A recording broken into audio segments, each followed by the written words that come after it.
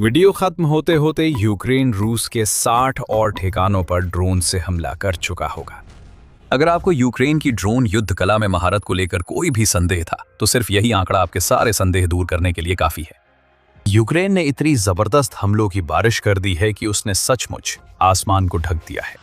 अब पुतिन के मोर्चे पर लड़ने वाले कई सैनिकों के लिए सूरज नहीं चमकता और पिछले 6 महीने रूस की सेना के लिए सबसे अंधेरे दिन रहे हैं। यूक्रेन ने उस समय जो किया वो इतिहास में दर्ज होगा। ड्रोन युद्ध विशेषज्ञों ने एक और बड़ी उपलब्धि हासिल की, जिससे उनकी रूसी विरोधियों पर बढ़त साफ है। यूक्रेन के रक्षा मंत्री मिखाइलो फेडोरोव ने 22 जून को टेलीग्राम पर मुख्य आंकड़ा बताया। फेडोरोव ने बताया कि इस साल मानव रहित सिस्टम्स ने 8 लाख से ज्यादा दुश्मन लक्ष्यों को निशाना बनाया। ये एक जबरदस्त संख्या है और याद रखिए, ये सब प्रमाणित है। यूक्रेन के पास सभी लक्ष्यों की तस्वीरें, वीडियो हैं जिन्हें उसने निशाना बनाया और ये उसके डेल्टा सिस्टम में अपलोड है। 8 लाख लक्ष्य का मतलब ये नहीं है कि 8 लाख ड्रोन हैं। कई लक्ष्यों पर एक से अधिक ड्रोन से हमला किया गया होगा, यानी यूक्रेन ने शायद अपने कई मिलियन मानव रहित हवाई वाहनों का इस्तेमाल रूसी सैन्य योजनाकारों के लिए एक पूरी तरह की तबाही पैदा करने में किया है। रूस के हालात बयां करने के लिए यही शब्द सही है, क्योंकि और भी आंकड़े हैं। फ्योडोरोव के अनुसार 2026 की शुरुआत से यूक्रेन के ड्रोन हमलों में 1,67,000 रूसी कब्जाधारी मारे या घायल हुए हैं, जो बहुत बड़ा आंकड़ा है। यह औसतन लगभग 27,833 रूसी हताहत प्रति माह बनता है, जो यूक्रेनी ड्रोन के कारण हुए हैं। और ये मत भूलिए कि जून का काफी हिस्सा अभी बाकी है। फ्योडोरोव की घोषणा के बाद जून के 8 दिन बाकी हैं, इसलिए औसत और बढ़ सकता है। यूनाइटेड 24 मीडिया की 22 जून की रिपोर्ट के मुताबिक रूस की रोज सैनिक हानि 1 महीने से लगातार 1000 से ज्यादा रही है, जो मार्च 2025 के बाद पहली बार है। रिपोर्ट के अनुसार जून में अब तक लगभग हर दिन रूस ने 1130 से 1550 सैनिक हुए हैं, और इस दौरान केवल 3 दिन ऐसे रहे जब हानि सिर्फ 1100 से थोड़ी ज्यादा रही। हम यहाँ गणित कर सकते हैं और कुछ ही मिनटों में और भी गणना होगी। अगर हम यूनाइटेड 24 मीडिया द्वारा बताए गए आंकड़ों का औसत लें, तो जून में हर दिन लगभग 1340 रूसी हताहतों का औसत निकलता है। फ्योदोरोव के अनुसार अब 90% से ज्यादा हमले ड्रोन से होते हैं, तो हताहतों में भी यही अनुपात मान सकते हैं। इससे हमें रोजाना का औसत 1206 मिलता है। इसे 8 से गुणा करने पर जून के अंत तक ड्रोन से हताहतों की संख्या 9648 होती है। हमने अभी जो मासिक औसत पहले निकाला था वो बढ़ जाएगा। इन 9648 हताहतों को फेडोरोव द्वारा बताए गए 1,67,000 मारे गए या घायल लोगों में जोड़ दें तो कुल संख्या 1,76,648 हो जाती है। इसे 2006 की पहली 6 महीनों से विभाजित करें तो आपको नया मासिक औसत 29,441 मिलता है। ये पुतिन के लिए हर महीने 30,000 हताहतों के करीब है, और ये सब ड्रोन के कारण हुआ है। जो हम यहाँ देख रहे हैं वो यूक्रेन की ड्रोन आधारित रणनीति में लगातार बढ़ोतरी का नतीजा है। और अब तक मई 2026 उन अजय ड्रोन ऑपरेटरों की सेना के लिए सबसे बड़ा महीना रहा है। 11 जून को यूक्रेन के कमांडर इन चीफ अलेक्जेंडर सिरस्की ने बताया कि यूक्रेन के ड्रोन ने लगभग 1,80,000 सैन्य ठिकानों पर हमला किया, जो अप्रैल में निशाना बनाए गए ठिकानों की संख्या से 12.7% अधिक है। एक दिन बढ़ने से इतनी बड़ी बढ़ोतरी नहीं हो सकती। यूक्रेन हर महीने ड्रोन की बढ़त और मजबूत कर रहा है। रूस को इस पर खर्च होने वाला पैसा भी बहुत ज्यादा है।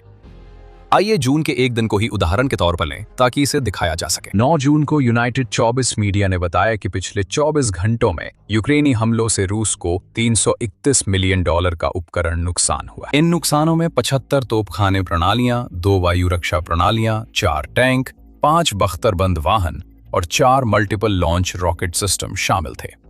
हम ये नहीं मानेंगे कि यूक्रेन रोज रूस को भारी आर्थिक नुकसान पहुंचा रहा है, लेकिन एक दिन में ही दिखता है कि रूस हर महीने यूक्रेन में अरबों डॉलर के उपकरण गंवा रहा है, जो पुतिन को हताहतों से भी ज्यादा परेशान कर सकता है। पुतिन लोगों की परवाह नहीं करते। अगर आप रूसी सेना की जेब पर चोट करें तो वो साइकोपैथ ध्यान देने लगता है। वीडियो की शुरुआत में हमने दावा किया था कि जब तक आप देखना खत्म करेंगे, यूक्रेन रूस के 60 ठिकाने तबाह कर चुका होगा। क्या आंकड़े इसे साबित करते हैं? चलिए जानते हैं। फ्योडोरोव ने 22 जून को 2026 में अब तक 8 लाख ठिकानों का दावा किया था, तो अगर हम सिर्फ जून के उसी दिन तक गिने तो कुल 173 दिन होते हैं। 8 लाख ठिकानों को 173 से भाग दें तो हमें औसतन हर दिन लगभग 4624 ठिकाने निशाना बनाए जाते हैं। इससे हर घंटे 192 मिलते हैं, यानी हर 15 मिनट में 48 से ज्यादा हमले होते हैं। हमारे वीडियो आमतौर पर 16 से 18 मिनट के बीच चलते हैं। शायद हमने थोड़ा ज्यादा अनुमान लगाया, लेकिन बहुत नहीं। 17 मिनट के एक वीडियो में लगभग 57.6 रूसी लक्ष्य गिरते हैं, यानी करीब 3.38 प्रति मिनट। हम इस तरह का कुछ करने के लिए जितने ड्रोन की जरूरत होती है, उसकी भारी मात्रा को शायद ही समझ पाते हैं। और ये सब दिखाता है कि यूक्रेन अपनी ड्रोन आधारित रणनीति पर कितना अधिक निर्भर कर रहा है। रूस के पास इसका कोई जवाब नहीं है। ठीक है, अब आंकड़ों की बात बहुत हो गई, सिर घूम रहा है। देखें यूक्रेन क्या निशाना बना रहा है। पुतिन के लिए सिर्फ हताहत समस्या नहीं है। झोंक दिए गए सैनिकों को खोना रूस को कमजोर करता है, लेकिन असली समस्या ये है कि यूक्रेन अपने ड्रोन से हर सैन्य लक्ष्य को निशाना बना रहा है।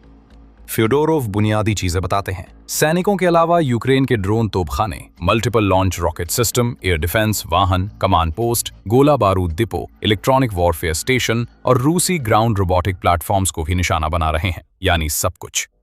इसमें तेल रिफाइनरी, डिपो और सप्लाई ले जाने वाली फेरी भी शामिल नहीं है, जिन्हें यूक्रेन ने रूस के बंदरगाह खार्किव पर फ्योडोरोव के आंकड़े बताने से कुछ दिन पहले नष्ट कर दिया था। हमें यह बताने के लिए फ्योडोरोव की भी जरूरत नहीं है कि ये ही वे लक्ष्य हैं जिन्हें निशाना बनाया जा रहा है। हम इसे हर रोज अपनी आंखों से देख रहे हैं। 23 जून को यूएनएन ने रिपोर्ट किया कि यूक्रेन ने पिछले 24 घंटों के दौरान 626 वाहन और ईंधन टैंकर नष्ट कर दिए थे। ये एक दिन में बना रिकॉर्ड है, जो यूक्रेन ने मई जून में कई बार बनाया और तोड़ा। क्राइमिया को अलग थलग करने के लिए बना रसद नाकाबंदी कार्यक्रम बेहद सफल है, जिसे हम रोज सैकड़ों जलते वाहनों के मलबे में देखते हैं। अब यूक्रेन के ड्रोन फ्रंट लाइन के पीछे 300 किलोमीटर तक के मध्य क्षेत्र को कवर कर रहे हैं, जिसकी वजह से वाहनों पर इस तरह के हमले संभव हो पा रहे हैं। साथ ही वे ज्यादातर दूसरे लक्ष्यों पर भी हमला कर पा रहे हैं, जिनका फ्योडोरोव ने जिक्र किया है। अब सिर्फ फ्रंट पर रूसी जनशक्ति और उपकरण ही खतरे में नहीं, यूक्रेन की स्ट्राइक दर तेजी से बढ़ रही है, क्योंकि 2026 में ड्रोन की नई पीढ़ी आ गई है, जिससे अब रूसी इलाकों के पिछले हिस्से भी सुरक्षित नहीं है। ये मिडिल स्ट्राइक अभियान रूस के लिए इतना नुकसानदायक है कि इससे ईंधन की कमी हो रही है और क्रेमलिन को ईंधन आयात करने पर विचार करने के लिए मजबूर होना पड़ रहा है। ऐसा नहीं होना चाहिए। रूस अपनी घरेलू जरूरतों और बिक्री से अरबों कमाने के लिए पर्याप्त से ज्यादा ईंधन बनाता है। लंबी दूरी पर यूक्रेन के हमले और तेज हो रहे हैं, जो फ्रंट और मिडिल रेंज के हमलों के साथ हो रहे हैं। वॉशिंगटन पोस्ट के अनुसार यूक्रेन ने मार्च में 7000 से अधिक यूएवी रूस भेजकर अपने मासिक ड्रोन हमले का रिकॉर्ड तोड़ा। तब से यूक्रेन ने अपनी रफ्तार नहीं घटाई है और रूस पर लगातार लंबी दूरी के ड्रोन हमले कर रहा है, जो रूस के दिल तक पहुंच रहे हैं। मॉस्को खतरे में है। 18 जून को रूस और कब्जे वाले बड़े क्षेत्रों सहित राजधानी पर हमले में रूस के रक्षा मंत्रालय ने 24 घंटे में 992 यूक्रेनी ड्रोन मार गिराने का दावा किया। युद्ध के हर पहलू में इसी तरह की भारी मात्रा के कारण यूक्रेन सिर्फ 6 महीनों से भी कम समय में 8 लाख लक्ष्यों को निशाना बना पाया है। ड्रोन लगातार आते ही जा रहे हैं। वे आसमान को ढक लेते हैं, वायु रक्षा प्रणाली को भ्रमित कर देते हैं और रूस के लिए उन्हें सभी को रोकना असंभव बना देते हैं। यहाँ जो हम देख रहे हैं वो यूक्रेन की ड्रोन की बढ़त है, और यही वजह है कि देश जिन लक्ष्यों पर हमला कर रहा है उनमें से 90% से अधिक ड्रोन द्वारा नष्ट किए जा रहे हैं। अब सवाल है, क्या ये सब लंबे समय तक चल सकता है? सीधा जवाब है हाँ, लेकिन हम एक शब्द के जवाब से कहीं ज्यादा गहराई में जा सकते हैं। लेकिन उससे पहले अभी और भी बहुत कुछ है। अगर आपको द मिलिट्री शो से कुछ सीखने को मिल रहा है तो सब्सक्राइब करें और फिर वीडियो में वापस लौटें। इसे लंबे समय तक बनाए रखने के सवाल पर हम 2 नजरिए देख सकते हैं: ड्रोन की संख्या बरकरार रखना और फेदोरोव के अनुसार उतने या उससे ज्यादा टारगेट्स मारना। हम दूसरे से शुरू करेंगे। यूक्रेन के पास अपने नतीजों को बनाए रखने की क्षमता है, खासकर ई पॉइंट्स सिस्टम की वजह से। फेदोरोव बताते हैं कि यूक्रेन के ड्रोन ऑपरेटर्स को इस सिस्टम से ई पॉइंट्स मिलते हैं, जिन्हें वे ब्रेव वन मार्केट पर ड्रोन, उपकरण, स्पेयर पार्ट्स और छोटे हथियारों के लिए एक्सचेंज कर सकते हैं।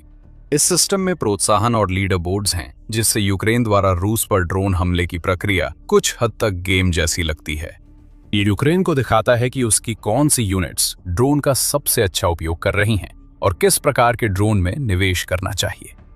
फ्योदोरोव कहते हैं, ई पॉइंट सिस्टम से हमें पता चलता है कि कौन सी टेक्नोलॉजी और यूनिट्स बेहतरीन नतीजे दे रही हैं, और इन समाधानों को हम पूरे सैन्य बल में तेजी से लागू कर सकते हैं।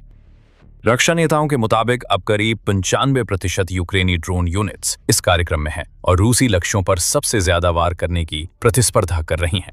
और भले ही ये तर्क दिया जा सकता है कि युद्ध को वीडियो गेम के स्कोर अटैक मोड जैसा बना देना इसके अमानवीय पहलू के लिहाज से चिंता का विषय है, लेकिन इससे ये तथ्य नहीं बदलता कि यूक्रेन को इसके नतीजे मिल रहे हैं।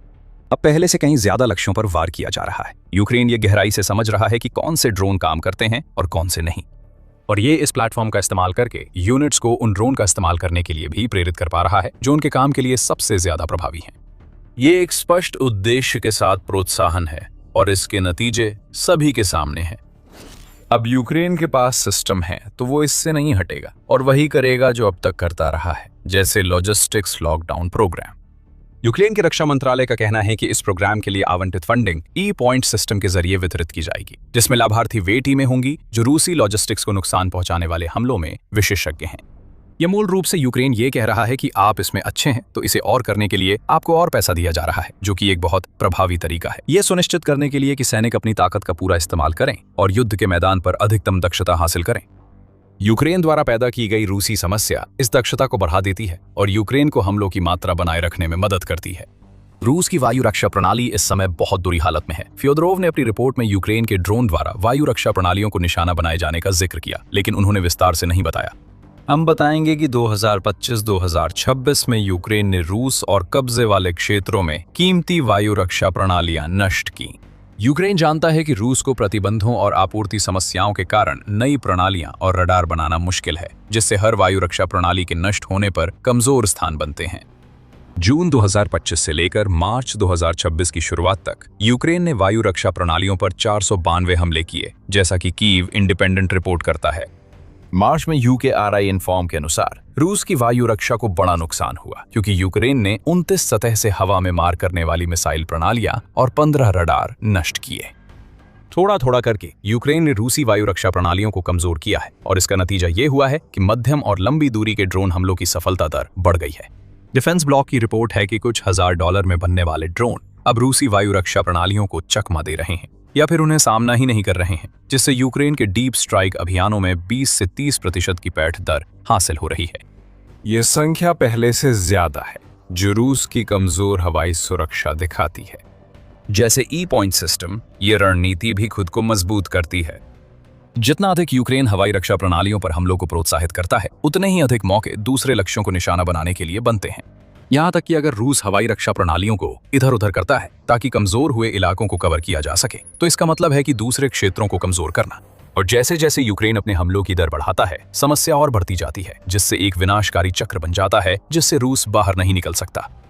और अंत में हमलों की सफलता दर को बनाए रखने के मामले में खुद यूक्रेन है। पिछले महीनों में इसकी रणनीति शानदार रही। यूक्रेन ने मध्यवर्ती हमलों की प्रभावशीलता समझ ली है, इसी कारण इतने अधिक लक्ष्य भेदे जा रहे हैं। लॉजिस्टिक्स लॉकडाउन प्रोग्राम का यही उद्देश्य है। यूक्रेन नई पीढ़ी के ड्रोन से ऐसे लक्ष्यों पर हमला कर रहा है जिन्हें रूस सुरक्षित मानता था। इस तरह उन लक्ष्यों की उतनी अच्छी सुरक्षा नहीं की जाती जितनी की जा सकती थी, जिससे यूक्रेन की सफलता दर और भी बढ़ जाती है। इस रणनीति से यूक्रेन युद्ध में नया मोड़ आया है और यूक्रेन को तेजी मिली है। अब यूक्रेन के पास बहुस्तरीय ड्रोन रणनीति है जो मोर्चे पर FPV ड्रोन से मारक क्षेत्र कवर करती है। शायद इसी वजह से यूक्रेन ने साल की पहली छमाही में सबसे ज्यादा हताहत किए हैं। ड्रोन से नष्ट हो रहा मध्यवर्ती हमला क्षेत्र और यूक्रेन द्वारा रूस की युद्ध मशीन को भीतर से तोड़ने के लिए किए जा रहे गहरे हमले, इन सबको मिलाकर देखें तो आपको रूसी मोर्चे पर कमजोर हमले देखने को मिलते हैं, जो पीछे से अग्रिम पंक्ति के सैनिकों को समन्वयित और समर्थन देने में असमर्थता के कारण होते हैं। रूस के कमजोर होने से यूक्रेन पर दबाव घटता है और ड्रोन हमलों के मौके बढ़ते हैं। ये एक चक्र है। जितनी बार रूस पर हमला होता है, अगली बार हमला करना उतना ही आसान हो जाता है। इस वक्त रूसी सेना उस बॉक्सर जैसी है जो लगातार घूंसे खाने के बाद लड़खड़ा रही है और हाथ नहीं उठा पा रही। तो यूक्रेन निश्चित रूप से 2026 की पहली छमाही में अपने रणनीति और इस नए प्रकार के हवाई युद्ध के तरीके के तहत जितने लक्ष्यों को उसने निशाना बनाया है, उस संख्या को बनाए रखने और उसे बढ़ाने में सक्षम रहेगा। हालांकि ये सब कुछ मात्रा बनाए रखने पर निर्भर करता है।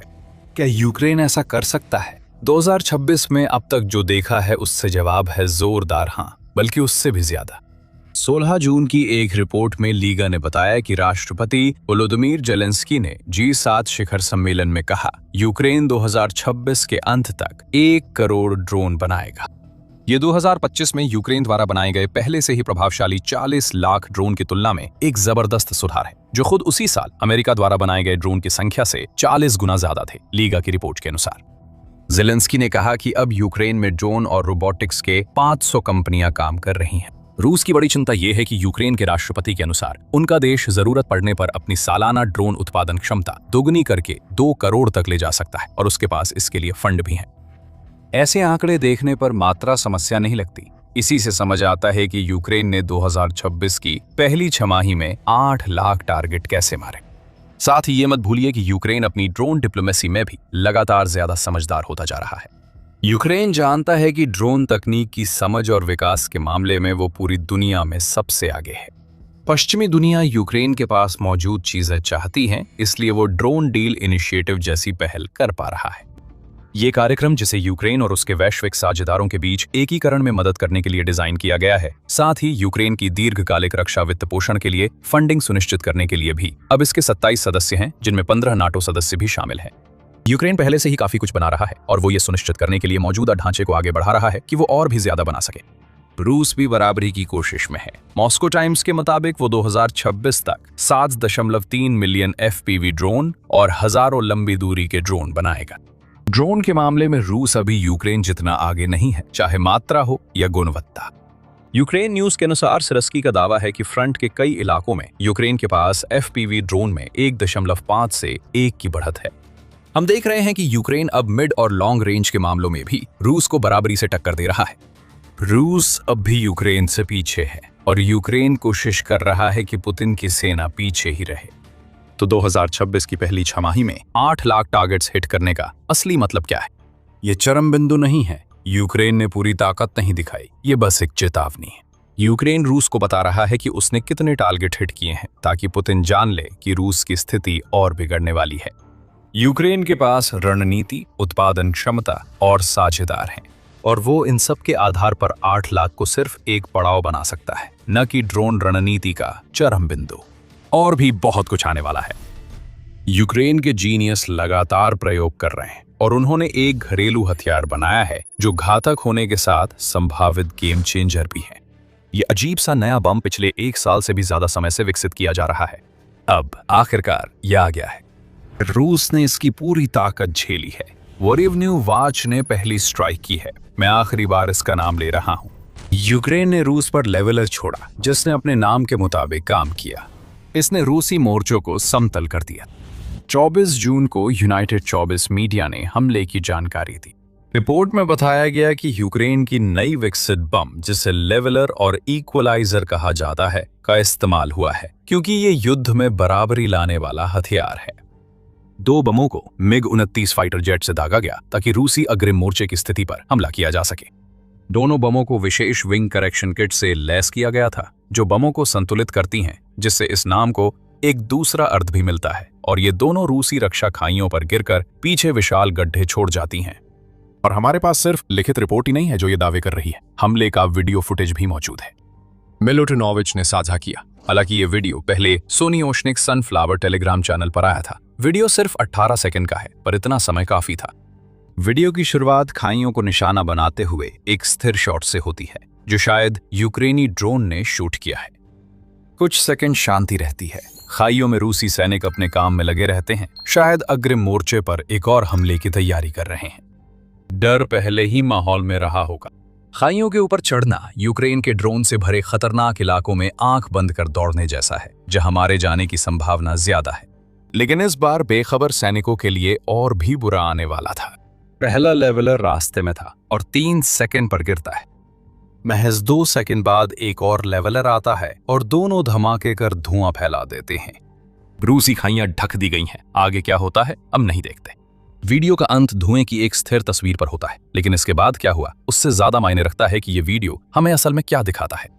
यूक्रेन के सबसे घातक नए हथियारों में से एक इस्तेमाल हो रहा है, और सबसे अहम बात यह है कि ये यूक्रेन को वही सटीकता दे रहा है जिसकी उसे जरूरत है, ताकि ये यूक्रेन के लिए सबसे प्रभावी साधनों में से एक बन सके, जिससे वो मोर्चे को तोड़ सकता है और मोर्चे के पीछे के उन नजदीकी इलाकों को नष्ट कर सकता है जहां से पुतिन द्वारा भेजे गए सैनिकों को आपूर्ति मिलती है। ये फुटेज पुतिन को उतना ही डराना चाहिए जितना इसका सामना करना धमाके में फंसे रूसी सैनिकों के लिए भयावह रहा होगा। यूक्रेन के लिए यह हमला लंबे समय से अपेक्षित था। लेवलर यूक्रेन का वही संस्करण है जैसा रूस सालों से यूक्रेन के शहरों पर गिरा रहा गाइडेड बॉम्ब। सच कहें तो इसे युद्ध क्षेत्र तक पहुंचने में उतना समय लगा जितना यूक्रेन नहीं चाहता था। ये जून 2024 की बात है, जब यूक्रेन की सशस्त्र सेनाओं के एविएशन फोर्स कमांड के प्रमुख सेरही गोलुबसोव ने घोषणा की थी कि यूक्रेन रूस द्वारा कुछ महीने पहले इस्तेमाल किए गए CAB बमों का घरेलू संस्करण तैयार कर रहा है। उस समय गोलुबसोव ने कहा था कि उन परीक्षणों में से पहला कुछ हफ्तों में शुरू होने वाला है, जिसका उद्देश्य यूक्रेन के पास मौजूद सोवियत युग के बमों के लिए ऐसे एविएशन किट्स विकसित करना था जो रूस द्वारा इस्तेमाल किए जा रहे बमों की तुलना में अधिक सटीकता और बढ़ी हुई उड़ान रेंज प्रदान करें। वादा तो था, यूक्रेन के पास उन बमों का बहुत बड़ा भंडार है जिन्हें सोवियत संघ के दिनों में रूस ने उसकी जमीन पर जमा किया था। इसलिए उसके पास ऐसे कई बम हैं जिन्हें वो गाइडेड हथियारों में बदल सकता है, जो रूसी मोर्चे के पार और पीछे भारी तबाही मचा सकते हैं। जैसे ही परीक्षणों के दावे आए, कुछ महीनों तक सब शांत रहा। सितंबर 2024 तक ऐसा नहीं हुआ जब यूक्रेन की कॉम्बैट एविएशन टेलीग्राम चैनल ने एक वीडियो प्रकाशित किया जिसमें दिखाया गया था कि एक यूक्रेनी Su-24 बॉम्बर का इस्तेमाल उस हथियार के शुरुआती संस्करण के परीक्षण के लिए किया जा रहा है, जिसे बाद में लेवलर के नाम से जाना गया।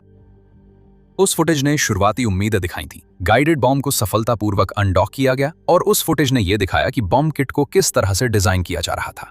हमने मुड़ी पंख और नाक पर गोल्ड फेरिंग देखी, जिससे बम की एरोडायनामिक क्वालिटी बेहतर हुई। फिर लगभग 2 साल सब शांत रहा। किसी कारण से यूक्रेन ने कोई स्पष्टीकरण नहीं दिया। 2026 तक वो बम, जिसे लेवलर कहा जाता है, सच में सामने नहीं आया था। हम समझ सकते हैं कि यूक्रेन ने इस बम को युद्ध तक लाने में देर क्यों की। शायद यूक्रेन को इसकी रेंज बढ़ानी थी ताकि उसके फाइटर जेट्स रूसी एयर डिफेंस से सुरक्षित रहकर गहराई में हमला कर सकें। शायद यूक्रेन ने ड्रोन के विकास को इसलिए प्राथमिकता दी क्योंकि उसे पश्चिमी देशों से JDAM और ASM हैमर किट्स मिल रही थी, जो नए बम जैसे काम कर सकती थी। जो भी कारण हो, लेवलर को यहां आने में देर हुई।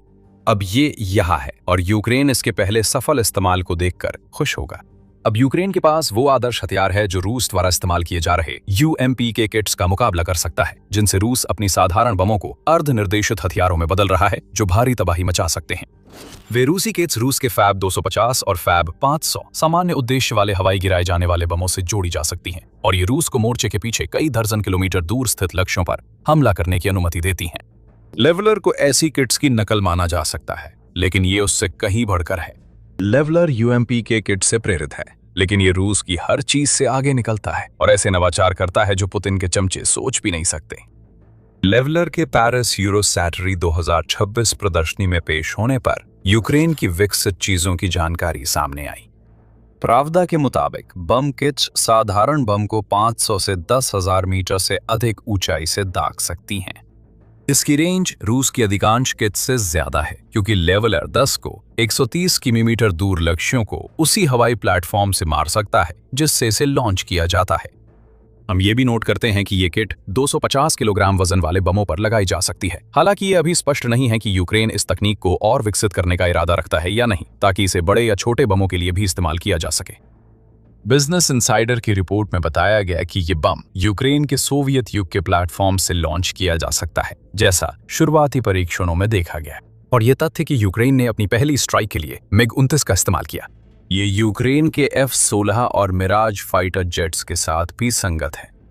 ये अनुकूलता का मतलब ये नहीं है कि हम तुरंत उन जेट्स के पंखों से लेवलर को गिरते हुए देखेंगे। लेवलर के इस्तेमाल से पहले दोनों को अतिरिक्त प्रमाणन चाहिए, लेकिन ये समस्या आसानी से सुलझ सकती है। लेकिन शायद यूक्रेन के बम किट और रूस द्वारा बनाए गए किट्स के बीच सबसे बड़ा अंतर यह है कि लेवलर में आधुनिक गाइडेंस एल्गोरिदम भी लगाए गए हैं जो बमों के लिए इस्तेमाल होने वाले सैटेलाइट नेविगेशन से भी ज्यादा सटीकता प्रदान करते हैं। यह संकेत देता है कि कहीं न कहीं AI का इस्तेमाल किया जा रहा है।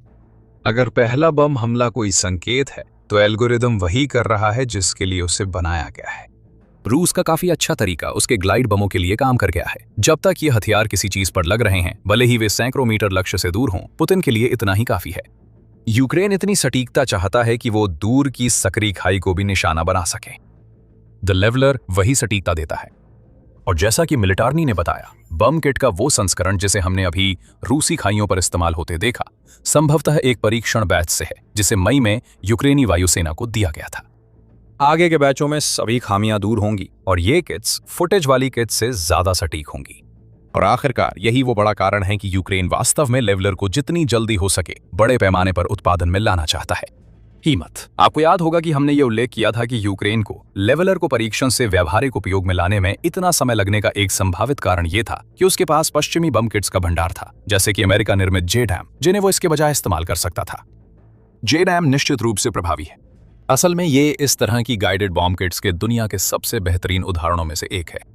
हालांकि इसकी कीमत ज्यादा है, खासकर जब यूक्रेन को पर्ल इनिशिएटिव के तहत अमेरिकी हथियार खरीदने पड़ रहे हैं बजाय सैन्य सहायता के। लेवलर इस समस्या का समाधान करता है। 19 मई की रिपोर्ट के अनुसार यूक्रेन का नया guided bomb kit JDAM kit से करीब 1/3 सस्ता है। ये यूक्रेन के लिए बड़ी बात है। इसका मतलब है कि उसे एक पश्चिमी सहयोगी से मिलने वाले एक गाइडेड बम की कीमत में 3 गाइडेड बम मिल सकते हैं। 3 गुना फायर पावर मतलब 3 गुना नुकसान, जो रूस की सेनाओं के लिए खराब खबर है। उन्हें कभी पता नहीं चलेगा कि वे गाइडेड बम हमले से सुरक्षित हैं या नहीं, क्योंकि हमेशा यह संभावना रहेगी कि यूक्रेन और बम गिरा सकता है, क्योंकि उनकी ग्लाइड बम की तकनीक किसी भी खरीदी गई तकनीक से सस्ती है। यूक्रेन के गाइडेड बम का स्तर भी काफी बड़ा है। डोनाल्ड ट्रंप के राष्ट्रपति बनने के बाद यूक्रेन और अमेरिका के रिश्ते में उतार चढ़ाव आए और एक वक्त अमेरिका ने यूक्रेन की पूरी सहायता रोक दी थी। अब रिश्ता काफी बेहतर है। ट्रंप ने तो यहां तक कहा कि वे यूक्रेन के राष्ट्रपति वोलोदिमिर ज़ेलेंस्की की इस बात के लिए सराहना करते हैं कि यूक्रेन खुद को कैसे संभाल रहा है 2026 के G7 सम्मेलन के दौरान। फिर भी अमेरिकी हथियारों तक पहुंच और उनसे जुड़ी शर्तों को लेकर यूक्रेन हमेशा चिंतित रहेगा।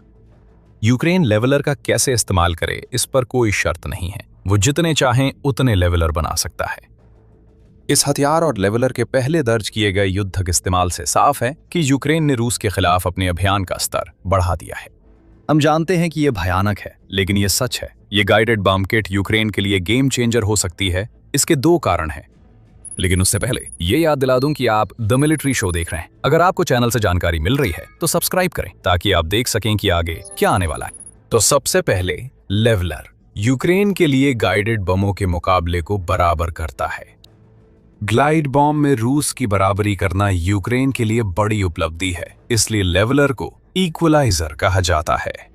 लेकिन इसे समझने के लिए देखना होगा रूस ने यूक्रेन में ग्लाइड बमों का इस्तेमाल कैसे किया। रूस के लिए भारी मात्रा में हमला करना सबसे अहम रहा है। अप्रैल में रूस ने यूक्रेन पर लगभग 7000 गाइडेड एरियल बम गिराए, जो मार्च के 7987 के आंकड़े के बाद आया। ये युद्ध का मासिक रिकॉर्ड था। रूस ने फरवरी में बने अपने पिछले रिकॉर्ड से 1500 अधिक ग्लाइड बम दागे।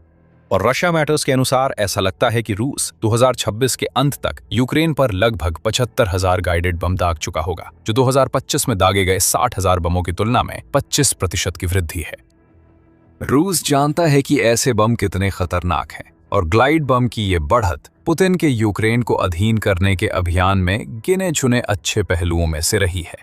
इन बमों का मकसद सटीकता नहीं है, इनका वजन 1500 किलोग्राम तक हो सकता है। रूस के लिए सब कुछ सिर्फ नुकसान पहुंचाने पर ही केंद्रित है।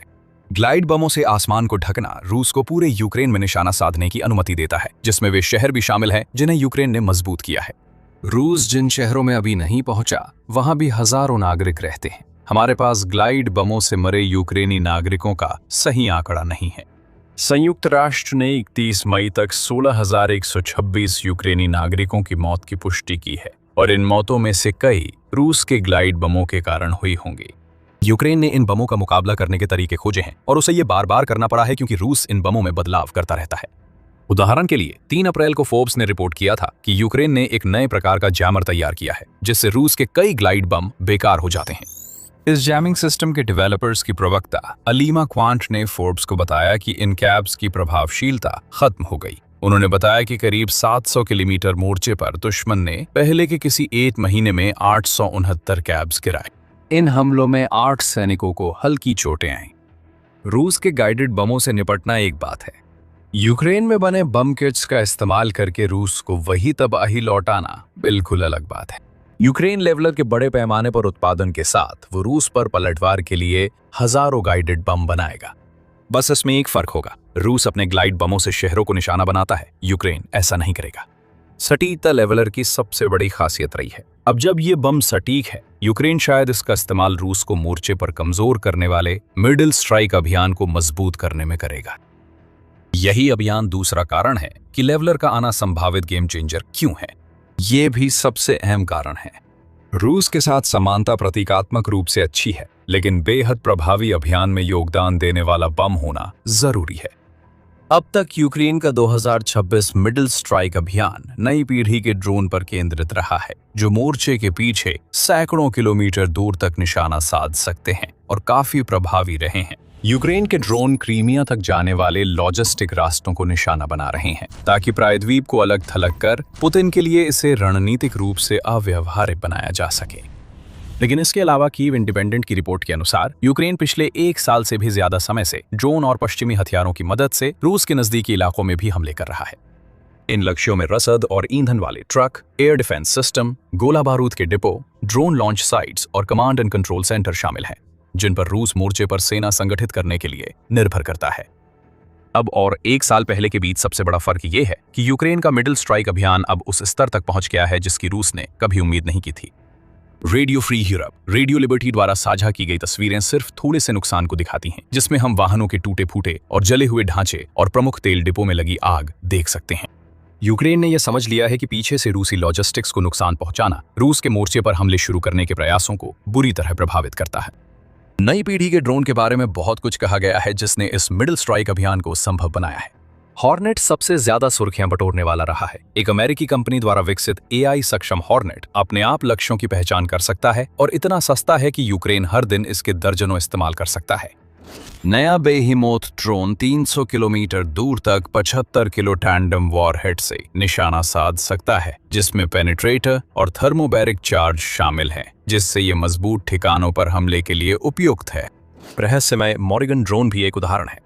बिजनेस इनसाइडर की रिपोर्ट के अनुसार ये ड्रोन यूक्रेन में रूस, क्रीमिया और दक्षिणी यूक्रेन को जोड़ने वाली RR 280 सड़क को रूसी वाहनों के लिए बेहद खतरनाक बना चुका है। अन्य मिडिल स्ट्राइक ड्रोन ने भी युद्ध यूक्रेन के पक्ष में मोड़ने में अहम भूमिका निभाई है। क्राइमिया को अलग थलग करने के अभियान से आगे बढ़कर यूक्रेन के मिडिल स्ट्राइक ने मोर्चे पर रूस को इतना कमजोर कर दिया है कि यूक्रेन न सिर्फ सक्रिय रूप से बढ़त बना रहा है, बल्कि उस बड़े गर्मी के हमले को भी पूरी तरह से रोक दिया है, जिसके बारे में पुतिन को विश्वास था कि वो सितंबर तक डॉनबास क्षेत्र दिला देगा। अब तो वो दूर दूर तक नहीं है। सोचिए अगर इसमें लेवलर भी जोड़ दें। सभी ड्रोन के ऊपर, जिन्हें रूस पहले से ही रोकने में मुश्किल महसूस कर रहा है, अब पीछे की सेनाओं को ऐसे शक्तिशाली ग्लाइड बमों से भी निपटना पड़ेगा जो ज्यादातर मिडिल स्ट्राइक ड्रोन की तुलना में कहीं ज्यादा मारक क्षमता रखते हैं।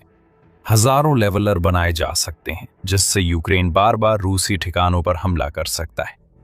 हम लेयर्ड अभियान की कल्पना करते हैं, जिसमें FPV ड्रोन से भरे किल जोन फ्रंट लाइन पर हजारों रूसी सैनिकों को मारते हैं। पीछे लेवलर तैनात होते हैं ताकि खाइयों, कमांड पोस्ट आदि को नष्ट किया जा सके, जिससे हताहत होते हैं और बचे सैनिकों को बिना तैयारी किल जोन में जाना पड़ता है। रूसी क्षेत्र में मिडिल स्ट्राइक ड्रोन सप्लाई ट्रकों व अन्य लक्ष्यों पर हमला कर लॉजिस्टिक्स नष्ट करते हैं, जो उन सैनिकों के समर्थन में हैं जिन्हें अब FPV ड्रोन से निशाना बनाया जा रहा है। ये एक संभावित भविष्य है जिसका अब रूस सामना कर रहा है, और ये वो भविष्य है जिसकी कल्पना भी पुतिन नहीं करना चाहते। लेवलर अब आधिकारिक रूप से आ चुका है और अपने पहले दर्ज किए गए युद्ध तैनाती में इसने पहले ही साबित कर दिया है कि ये अपने नाम के अनुरूप है। यूक्रेन का स्वदेशी हथियार सब बदल देता है। अगला कदम इसे बड़े पैमाने पर उत्पादन में लाना है, ताकि रूसी सैनिक इतने डरे रहें कि वे इसके बारे में सोचने की भी हिम्मत ना करें। मोर्चे के पास जाना। यूक्रेन ने लेवलर के साथ दिखाया है कि वो मौजूदा अवधारणाओं पर खुद नवाचार कर सकता है, और वो ये एक ब्रिटिश हथियार से कर रहा है जो शानदार वापसी कर रहा है। रूसी सैनिकों ने युद्ध में साइलेंट डेथ नाम इस्तेमाल करना शुरू किया है। ये न तेजी न ताकत की वजह से है, बल्कि इसलिए क्योंकि जब तक पता चलता है बहुत देर हो जाती है। कुछ यूनिट्स को आखिरी सेकंड तक कुछ सुनाई नहीं देता, कई को तो पता भी नहीं चलता। तोपखाने, मिसाइलों या पारंपरिक ड्रोन के विपरीत इन प्रणालियों में से कई रूस द्वारा जैम या ब्लॉक होने पर भी शिकार कर सकती है।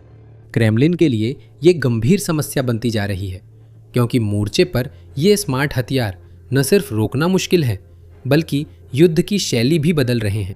अब आते हैं स्वायत्त ड्रोन और रोबोट, जिन्हें साइलेंट डेथ भी कहा जाता है। यूक्रेन इन सोचने वाली मशीनों पर क्यों दांव लगा रहा है, ये समझने के लिए पहले इलेक्ट्रॉनिक युद्ध की समस्या को समझना जरूरी है, जिसके समाधान के लिए ये बनाई गई थी। युद्ध शुरू होते ही दोनों सेनाओं ने मोर्चे पर छोटे रिमोट से चलने वाले फर्स्ट पर्सन व्यू ड्रोन उतार दिए, जो विस्फोटक ले जाकर वीडियो लिंक से सीधा लक्ष्य भेजते हैं। ये सस्ते, सटीक हैं और कुछ समय तक इन्होंने युद्ध का रुख यूक्रेन की ओर मोड़ा। रेडियो लिंक पर निर्भर ड्रोन की क्षमता लिंक जितनी ही होती है और दोनों पक्षों ने जल्द ही उस लिंक पर हमला करना सीख लिया। जैमर पूरी तरह फैले हैं जो ड्रोन और ऑपरेटर का संपर्क काट देते हैं। स्पूफर सैटेलाइट नेविगेशन बिगाड़ते हैं, ड्रोन को गलत निर्देशांक भेजते या जीपीएस बंद कर देते हैं। युद्ध के एक हिस्से में ये इलेक्ट्रॉनिक सुरक्षा उपाय सफल रहे। एक जाम हुआ, ड्रोन असफल होता है और मोर्चे के संघर्ष वाले हिस्सों में अधिकतर एफपीवी मिशन टकराव से ठीक पहले असफल हो रहे थे, जहां जैमिंग सबसे ज्यादा होती है। यही वह बाधा है जिसे तोड़ने के लिए कृत्रिम बुद्धिमत्ता को लाया गया था। विचार सीधा है, भले ही इंजीनियरिंग आसान न हो।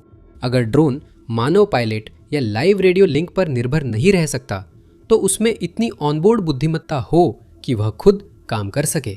ये काम इमेज रिकॉग्निशन सॉफ्टवेयर और विजुअल नेविगेशन से किया जा सकता है, जिससे ऑपरेटर द्वारा लक्ष्य इंगित करने के बाद वो खुद आखिरी दूरी तय कर सके, पहचान सके और सिग्नल कटने पर भी दिशा सुधार सके। फैसला लेने की प्रक्रिया फिर खुद ड्रोन पर आ जाती है, जिससे वह पारंपरिक जैमिंग के प्रति प्रभावी रूप से प्रतिरक्षित हो जाता है। इस बदलाव का असर साफ दिखता है। आंकड़े बताते हैं कि अब यूक्रेन की हर ब्रिगेड इसे चाहती है। Centre for strategic and international studies की कतेरिना बोंडार के अनुसार, जिन्होंने यूक्रेन की स्वायत्त प्रणालियों का अध्ययन किया है, नेविगेशन और टारगेटिंग में इस तरह की टर्मिनल ऑटोनोमी जोड़ने से ड्रोन हमले की सफलता दर लगभग 10 से 20% से बढ़कर करीब 70 से 80% तक हो जाती है। ये 3-4 गुना सुधार है, जिससे अब 2 AI सहायता ड्रोन वही काम कर सकते हैं जो पहले 8-9 ड्रोन करते थे।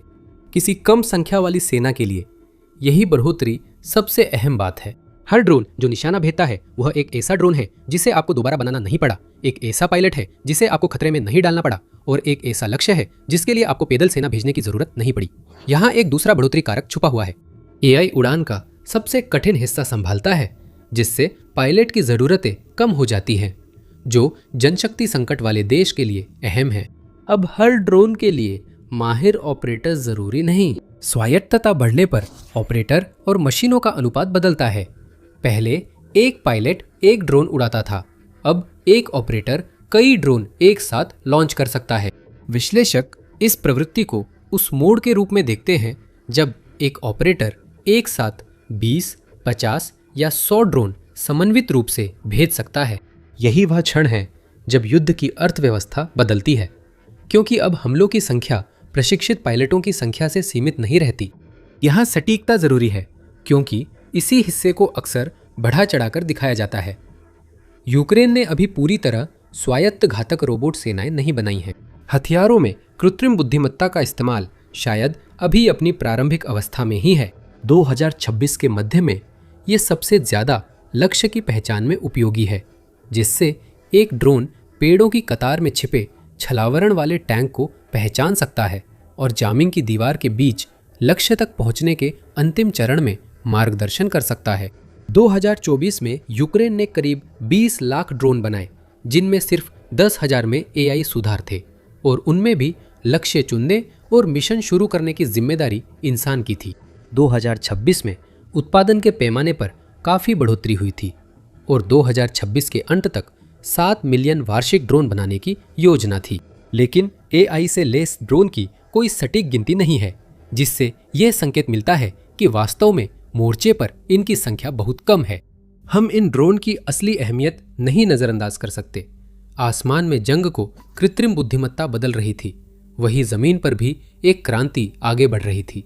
यूक्रेन ने पहियों या ट्रेकों पर चलने वाले बिना चालक जमीनी रोबोटों में निवेश किया है।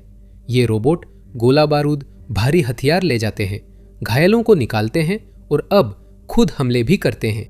इन्हें चलाने वाले यूक्रेनी सैनिकों ने रूसी कैदियों से कुछ सीखा है। रूसियों ने इन मशीनों को मौन मृत्यु नाम दिया है। यह उपनाम एक असली सामरिक गुण की ओर इशारा करता है, जिसे समझना जरूरी है, क्योंकि यह बताता है कि धीमा रोबोट तेज रोबोट से ज्यादा डरावना क्यों हो सकता है। आधुनिक युद्ध क्षेत्र में सैनिक की पहली चेतावनी प्रणाली उसकी सुनने की शक्ति होती है, जिससे वह FPV ड्रोन, वाहन या मोटर की आवाज पहचानता है। वही आवाज छुपने के लिए 2-3 सेकंड देती है, जबकि लगभग बिना आवाज वाला जमीनी रोबोट ये चेतावनी हटा देता है। CNN की रिपोर्टिंग के अनुसार जो इन मशीनों को चलाने वाली यूक्रेनी इकाइयों के साथ तैनात थी, रूसी सैनिकों का कहना है कि वे अक्सर इन रोबोटों को तब तक नहीं सुन पाते जब तक वे लगभग 10 मीटर के भीतर नहीं आ जाते। और 10 मीटर की दूरी पर एक जमीन पर चलने वाला रोबोट जो भारी विस्फोटक ले जा रहा है, वो पहले ही अपने ही विस्फोट क्षेत्र के भीतर आ चुका होता है। जब तक आप उसे सुनते हैं तब तक सुनना आपके किसी काम का नहीं रहता। प्रतिक्रिया के लिए कोई समय नहीं बचता। अब 2 चीजें उस बढ़त को मजबूत करती है। पहली है पेलोड। 4 पहियों वाला चेसिस छोटे हवाई ड्रोन की तुलना में अधिक वजन उठा सकता है, चाहे वह बड़ा विस्फोटक हो या सैकड़ों राउंड गोला बारूद के साथ भारी मशीन गन। जो मशीन चुपचाप पहुंचती है वह भी अधिक घातक होती है। दूसरा है वह भूमिका जो चुप्पी संभव बनाती है, यानी घुसपैठ। हमले में रोबोट्स ने शुरुआत में ध्यान भटकाने के लिए गोलियां चलाईं, जबकि 4 मशीनें दुश्मन की पंक्ति के पीछे से चुपचाप निकल गई। ऐसा कुछ जो अपनी मौजूदगी खुद जाहिर करने वाला कोई भी हथियार कभी नहीं कर सकता। मनोवैज्ञानिक असर रक्षकों की प्रतिक्रिया में दिखता है। यूक्रेनी कमांडर साइबर ने दुश्मन के खिलाफ एक रोबोट तैनात करने का जिक्र किया और रूसी सैनिकों को बस घबराते हुए देखना, रेंगते हुए, खुद को जमीन से चिपकाते हुए, बिना ये जाने कि वे उस खतरे का कैसे जवाब दें जिसे न तो वे सुन सकते हैं और न ही ढूंढ सकते हैं। खामोशी एक सैनिक से उसकी सबसे जरूरी 2 चीजें छीन लेती है, उसकी इंद्रियां और उसका समय। यहाँ हार्डवेयर भी खास है। साइबर की यूनिट एक रोबोट इस्तेमाल करती है जिसमें ब्राउनिंग मशीन गन, ट्रैक्स और कैमरे लगे हैं जो चौड़ा दृश्य देते हैं। यह कई दिनों तक झाड़ियों में छिपा रह सकता है, क्योंकि जिन आदमियों की जगह यह लेता है उनके उलट इसे ना तो खाना चाहिए, ना पानी, और ना ही यह कभी थकता है या अकड़ता है। इसे बेस लौटने पर मजबूर करने वाली एकमात्र वजह गोला बारूद खत्म होना है। गोलियां खत्म होते ही इसे रिलोड करने आना पड़ता है।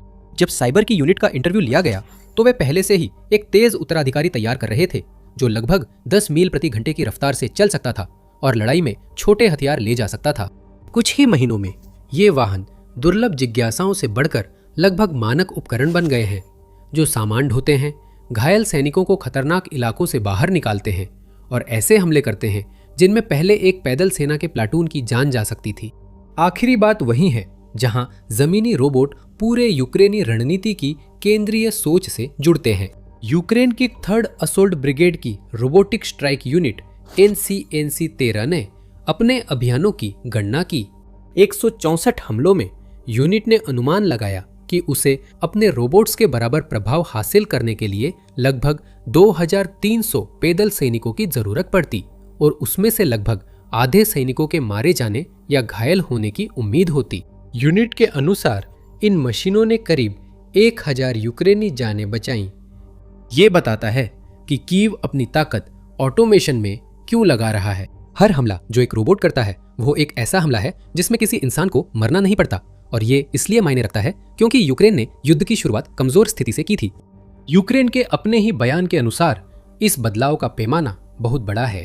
अप्रैल में राष्ट्रपति व्लादिमीर जेलेंस्की ने कहा कि यूक्रेनी बलों ने पहली बार सिर्फ रोबोट और ड्रोन से जमीन पर किसी पैदल सेना के बिना एक रूसी ठिकाना कब्जे में लिया। उन्होंने बताया कि साल की शुरुआत से बिना चालक की मशीनों ने लगभग 22,000 मिशन पूरे किए हैं। ये यूक्रेनी सरकार के आंकड़े हैं। राष्ट्रपति ने रक्षा उद्योग का जश्न मनाते हुए भाषण में दावे किए। इनमें युद्धकालीन घोषणाओं पर संदेह भी शामिल है, लेकिन जिस व्यापक दिशा का वे वर्णन करते हैं उसकी पुष्टि जमीनी स्तर पर मौजूद पत्रकारों और विदेशों में विश्लेषकों द्वारा भी की जाती है, और यह एक ऐसे युद्ध की ओर इशारा करता है जिसमें अब यूक्रेन के प्रयासों का बड़ा हिस्सा वास्तव में बिना चालक के हो गया है। इस बदलाव के केंद्र में वे ही है जिन्हें जेलेंस्की ने तेजी लाने के लिए चुना था। मिखाइलो फेडोरोव 35 साल के हैं, 4 महीने से रक्षा मंत्री हैं और उन्होंने कभी सेना में सेवा नहीं की है। उनकी पृष्ठभूमि तकनीक की है, रणनीति की नहीं। वो जापोरिजिया के स्टील सिटी में पले बढ़े जो युद्ध में भारी लड़ाई का गवाह रहा है। उन्होंने किशोरावस्था में वीडियो गेम्स से शुरुआत की, विश्वविद्यालय से पहले डिजिटल विज्ञापन व्यवसाय शुरू किया और फेसबुक के साथ टारगेटेड विज्ञापन बेचे। जेलेंस्की ने 2019 के चुनाव अभियान में उन्हें सोशल मीडिया संभालने के लिए नियुक्त किया और फिर 28 की उम्र में यूक्रेनी राज्य को डिजिटल बनाने का मंत्री बना दिया। जब वे रक्षा मंत्रालय में गए तो वे उस दुनिया को अपने साथ ले गए, युवाओं की सलाहकार और डेटा विश्लेषकों की एक टीम जो स्वेटशर्ट्स में थी, गलियारे में एक पिंग पोंग टेबल और ऐसे व्यक्ति की प्रवृत्तियां जो युद्ध को उसी तरह देखता है जैसे सिलिकॉन वैली का कोई संस्थापक किसी उद्योग को बदलाव के लिए तैयार देखता है। जैसे ऐप्स ने टैक्सी और फूड डिलीवरी बदली, वैसे ही फेडोरोव मानते हैं कि युद्ध का बोझ मशीनों पर डालकर उसे बदला जा सकता है। न्यूयॉर्क टाइम्स के साथ एक साक्षात्कार में फेडोरोव ने तर्क दिया कि दुनिया को सुरक्षा की जरूरत है और केवल स्वायत्त हथियार ही इसे सुनिश्चित कर सकते हैं। उन्होंने स्वायत्त हथियारों की परमाणु हथियारों से तुलना की और कहा कि इसमें निवेश करने वाले देश भविष्य के युद्ध जीतेंगे। ये एक ऐसी निरोध की परिकल्पना है जो वारहेड्स पर नहीं बल्कि एल्गोरिदम्स पर आधारित है। और ये बात जोर देकर कहने लायक है कि ये फेडोरोव की उस दिशा की कल्पना है जहां वे जाना चाहते हैं, न कि यूक्रेन की वर्तमान स्थिति का वर्णन। न्यूयॉर्क टाइम्स के उसी लेख ने दोहराया कि उस समय यूक्रेनी हथियारों में एआई मुख्य रूप से लक्ष्य पहचान का मामला था। स्वायत्त भविष्य एक आकांक्षा है, जंगल में छिपा हुआ टैंक हकीकत है। भविष्यवाद के पीछे फ्योडोरोव की बनाई रणनीति है जिसे जेलेंस्की ने समर्थन दिया और रूस को बातचीत की मेज पर आने को मजबूर करने के लिए बनाया गया। न्यूयॉर्क टाइम्स की रिपोर्ट के मुताबिक इसे एयरलैंड इकोनॉमी कहा जाता है और इसके 3 मोर्चे हैं। हवा में कम से कम 95% रूसी ड्रोन और मिसाइलों को रोकना उनमें से एक है। जमीन पर रूस के जितने सैनिक मास्को भर्ती कर सकता है उससे ज्यादा रूसी सैनिकों को मारना या गंभीर रूप से घायल करना, और अर्थव्यवस्था के खिलाफ उन तेल निर्यात टर्मिनलों पर हमला करना जो युद्ध को फंड करते हैं। यह क्षरण की रणनीति है, लेकिन एक ऐसी क्षरण रणनीति जो जानबूझकर गणितीय ढंग से तैयार की गई है। फ्योदोरोव युद्ध के इस चरण को लक्षित विनाश कहते हैं और इसके लिए आंकड़े तय किए हैं। न्यूयॉर्क टाइम्स को दिए बयान में कहा गया, रूस 2026 के मध्य तक हर महीने 35,000 40,000 सैनिक खो रहा था और वे इसे 50,000 से ऊपर ले जाना चाहते हैं ताकि आक्रमण रुक सके। ये रूस द्वारा झेली गई जनशक्ति की हानि से जुड़ा है। ब्रिटिश खुफिया एजेंसी के एक अनुमान के अनुसार रूस की कुल मौतें 3,25,000 से 5 लाख के बीच है। यूक्रेन के जनरल स्टाफ का दावा है कि हताहत करीब 14 लाख है। इस पर विवाद हो सकता है, लेकिन रूस ने द्वितीय विश्व युद्ध के बाद कभी इतने सैनिक नहीं खोए थे और अब उन्हें बदलना मुश्किल हो रहा है। यही वह बिंदु है जहां युद्ध की शुरुआती गणना फिर उसी बिंदु पर आ पहुंचती है।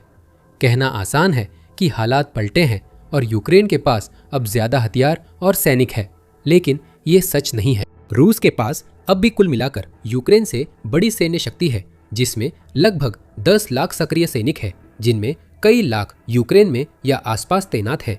ज्यादातर आकलन मानते हैं कि रूस को युद्ध में संख्यात्मक बढ़त है और उसने ड्रोन उत्पादन में भी यूक्रेन की बराबरी या उससे आगे निकलने में सफलता पाई है। लेकिन उससे पहले यह सुनिश्चित कर ले कि आपने मिलिट्री शो को सब्सक्राइब किया है। हम रोजाना ऐसे वीडियो पोस्ट करते हैं जो वैश्विक भू राजनीति की सभी प्रमुख घटनाओं को कवर करते हैं। अब यह बदलाव पहले से थोड़ा सीमित और अधिक दिलचस्प है, न कि सिर्फ साधारण उलटफेर। फरवरी 2022 में रूस के पास जो जबरदस्त बढ़त थी वो अब धीरे धीरे कम होकर लगभग बराबरी के स्तर पर आ गई है।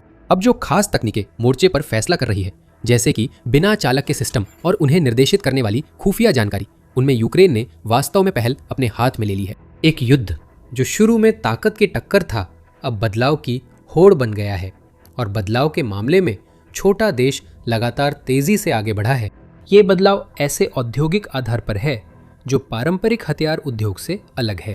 फ्योदोरोव जब यूक्रेन की रक्षा प्रदर्शनी जाते हैं तो वे हथियारों की कतारों के बीच से गुजरते हैं जो गैराज में बनाए और डक्ट टेप से जोड़े हुए लगते हैं, क्योंकि कई वास्तव में ऐसे ही बने थे। वहाँ फाइबर ऑप्टिक केबल की रिले है जो एक ड्रोन को कांच की एक असली डोरी के सहारे उड़ने देती है और ये जामिंग से सुरक्षित रहती है क्योंकि इसमें बिल्कुल भी रेडियो सिग्नल का इस्तेमाल नहीं होता। वहाँ हथेली के आकार के निगरानी ड्रोन है, गुब्बारे पर लगे हथियार है और बिना चालक के जमीनी वाहन है जो किसी मिनी बुलडोजर पर लगे टेबल जैसे दिखते हैं। हर चीज सस्ती और एक बार इस्तेमाल के बाद फेंकने लायक होनी चाहिए, क्योंकि ड्रोन से भरे मोर्चे पर ज्यादातर को लक्ष्य तक पहुंचने से पहले ही गिरा या उड़ा दिया जाएगा। इसकी खासियत किसी हथियार में नहीं, बल्कि सस्ते निर्माण, नुकसान सहने और तेज बदलाव में है। फ्योदोरोव ने युद्ध को डेटा स्रोत बना दिया है, जो यूक्रेन की अनमोल दीर्घकालिक संपत्ति बन सकता है। इस लड़ाई ने युद्ध क्षेत्र की लाखों एनोटेटेड वीडियो की लाइब्रेरी तैयार की है, जिसमें निगरानी और स्ट्राइक ड्रोन द्वारा शूट फुटेज है, जो ड्रोन के पास आने पर इंसानों के व्यवहार को भी दिखाती है। रक्षा मंत्रालय ने इन डेटा सेट्स को मित्र देशों की कंपनियों के लिए खोलना शुरू कर दिया है, ताकि वे अपने खुद के आर्टिफिशियल इंटेलिजेंस मॉडल्स को असली युद्ध डेटा पर ट्रेन कर सके, जिसे एवेंजर लैब्स नामक प्रोजेक्ट के तहत किया जा रहा है। ये भविष्य की एक झलक भी है, जिसमें युद्ध की सबसे कीमती लूट जमीन नहीं बल्कि ट्रेनिंग डेटा होगा। लेकिन फ्योदोरोव की योजना के पीछे चाहे जितनी भी रफ्तार रही हो, वह यूक्रेनी सेना के अपने कमांडरों जैसी ऐसी ताकत से टकरा गई है जिसे वह यूं ही दरकिनार नहीं कर सकता। रोबोट युद्ध की इस भविष्यवादी चर्चा ने सशस्त्र बलों के भीतर इतना कड़ा विरोध पैदा किया है कि विश्लेषक इसे मंत्री और जनरलों के बीच खुले शक्ति संघर्ष के रूप में बता रहे हैं। मैदान से आपत्ति ये है कि बिना इंसान के युद्ध में बदलाव फ्योदोरोव के भाषणों जितना तेज नहीं, बल्कि बहुत धीरे धीरे हो रहा है। तकनीक बेकार नहीं है। मशीनों के खाली युद्ध क्षेत्रों की चर्चा असली युद्ध से बहुत अलग है, जो अब भी कीचड़, खाइयों और टूटे शरीरों से जुड़ा है। लेकिन तस्वीर इतनी एक तरफा भी नहीं है। यूक्रेन के commander in chief general Oleksandr Syrskyi ने संयुक्त हथियार रणनीति, बख्तरबंद गाड़ियों और पैदल सेना की चालों से लगातार युद्ध जीते, जैसे शुरुआत में यूक्रेन की प्रमुख जीतें मिली थी। इसी के साथ कई फ्रंटलाइन ब्रिगेड्स ने हर उस तकनीकी बढ़त को अपनाया है जो उन्हें मिल सकती थी।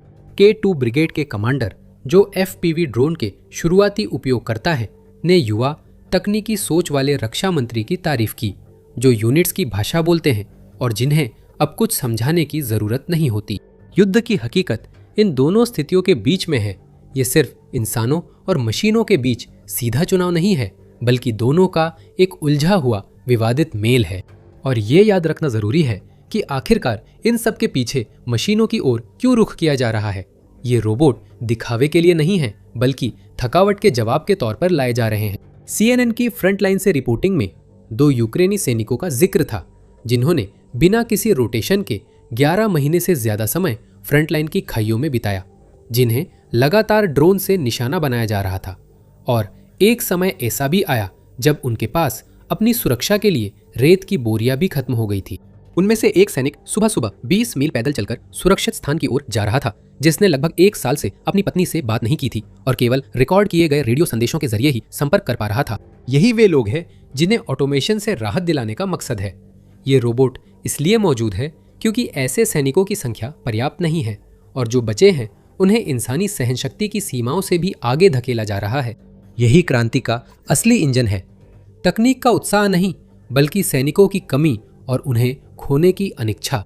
यही हमें आखिरकार उस दिशा तक ले आता है जिसकी ओर फ्योदोरोव के मुताबिक ये सब बढ़ रहा है, और उसके ठीक पीछे चल रही बेचैनी तक भी।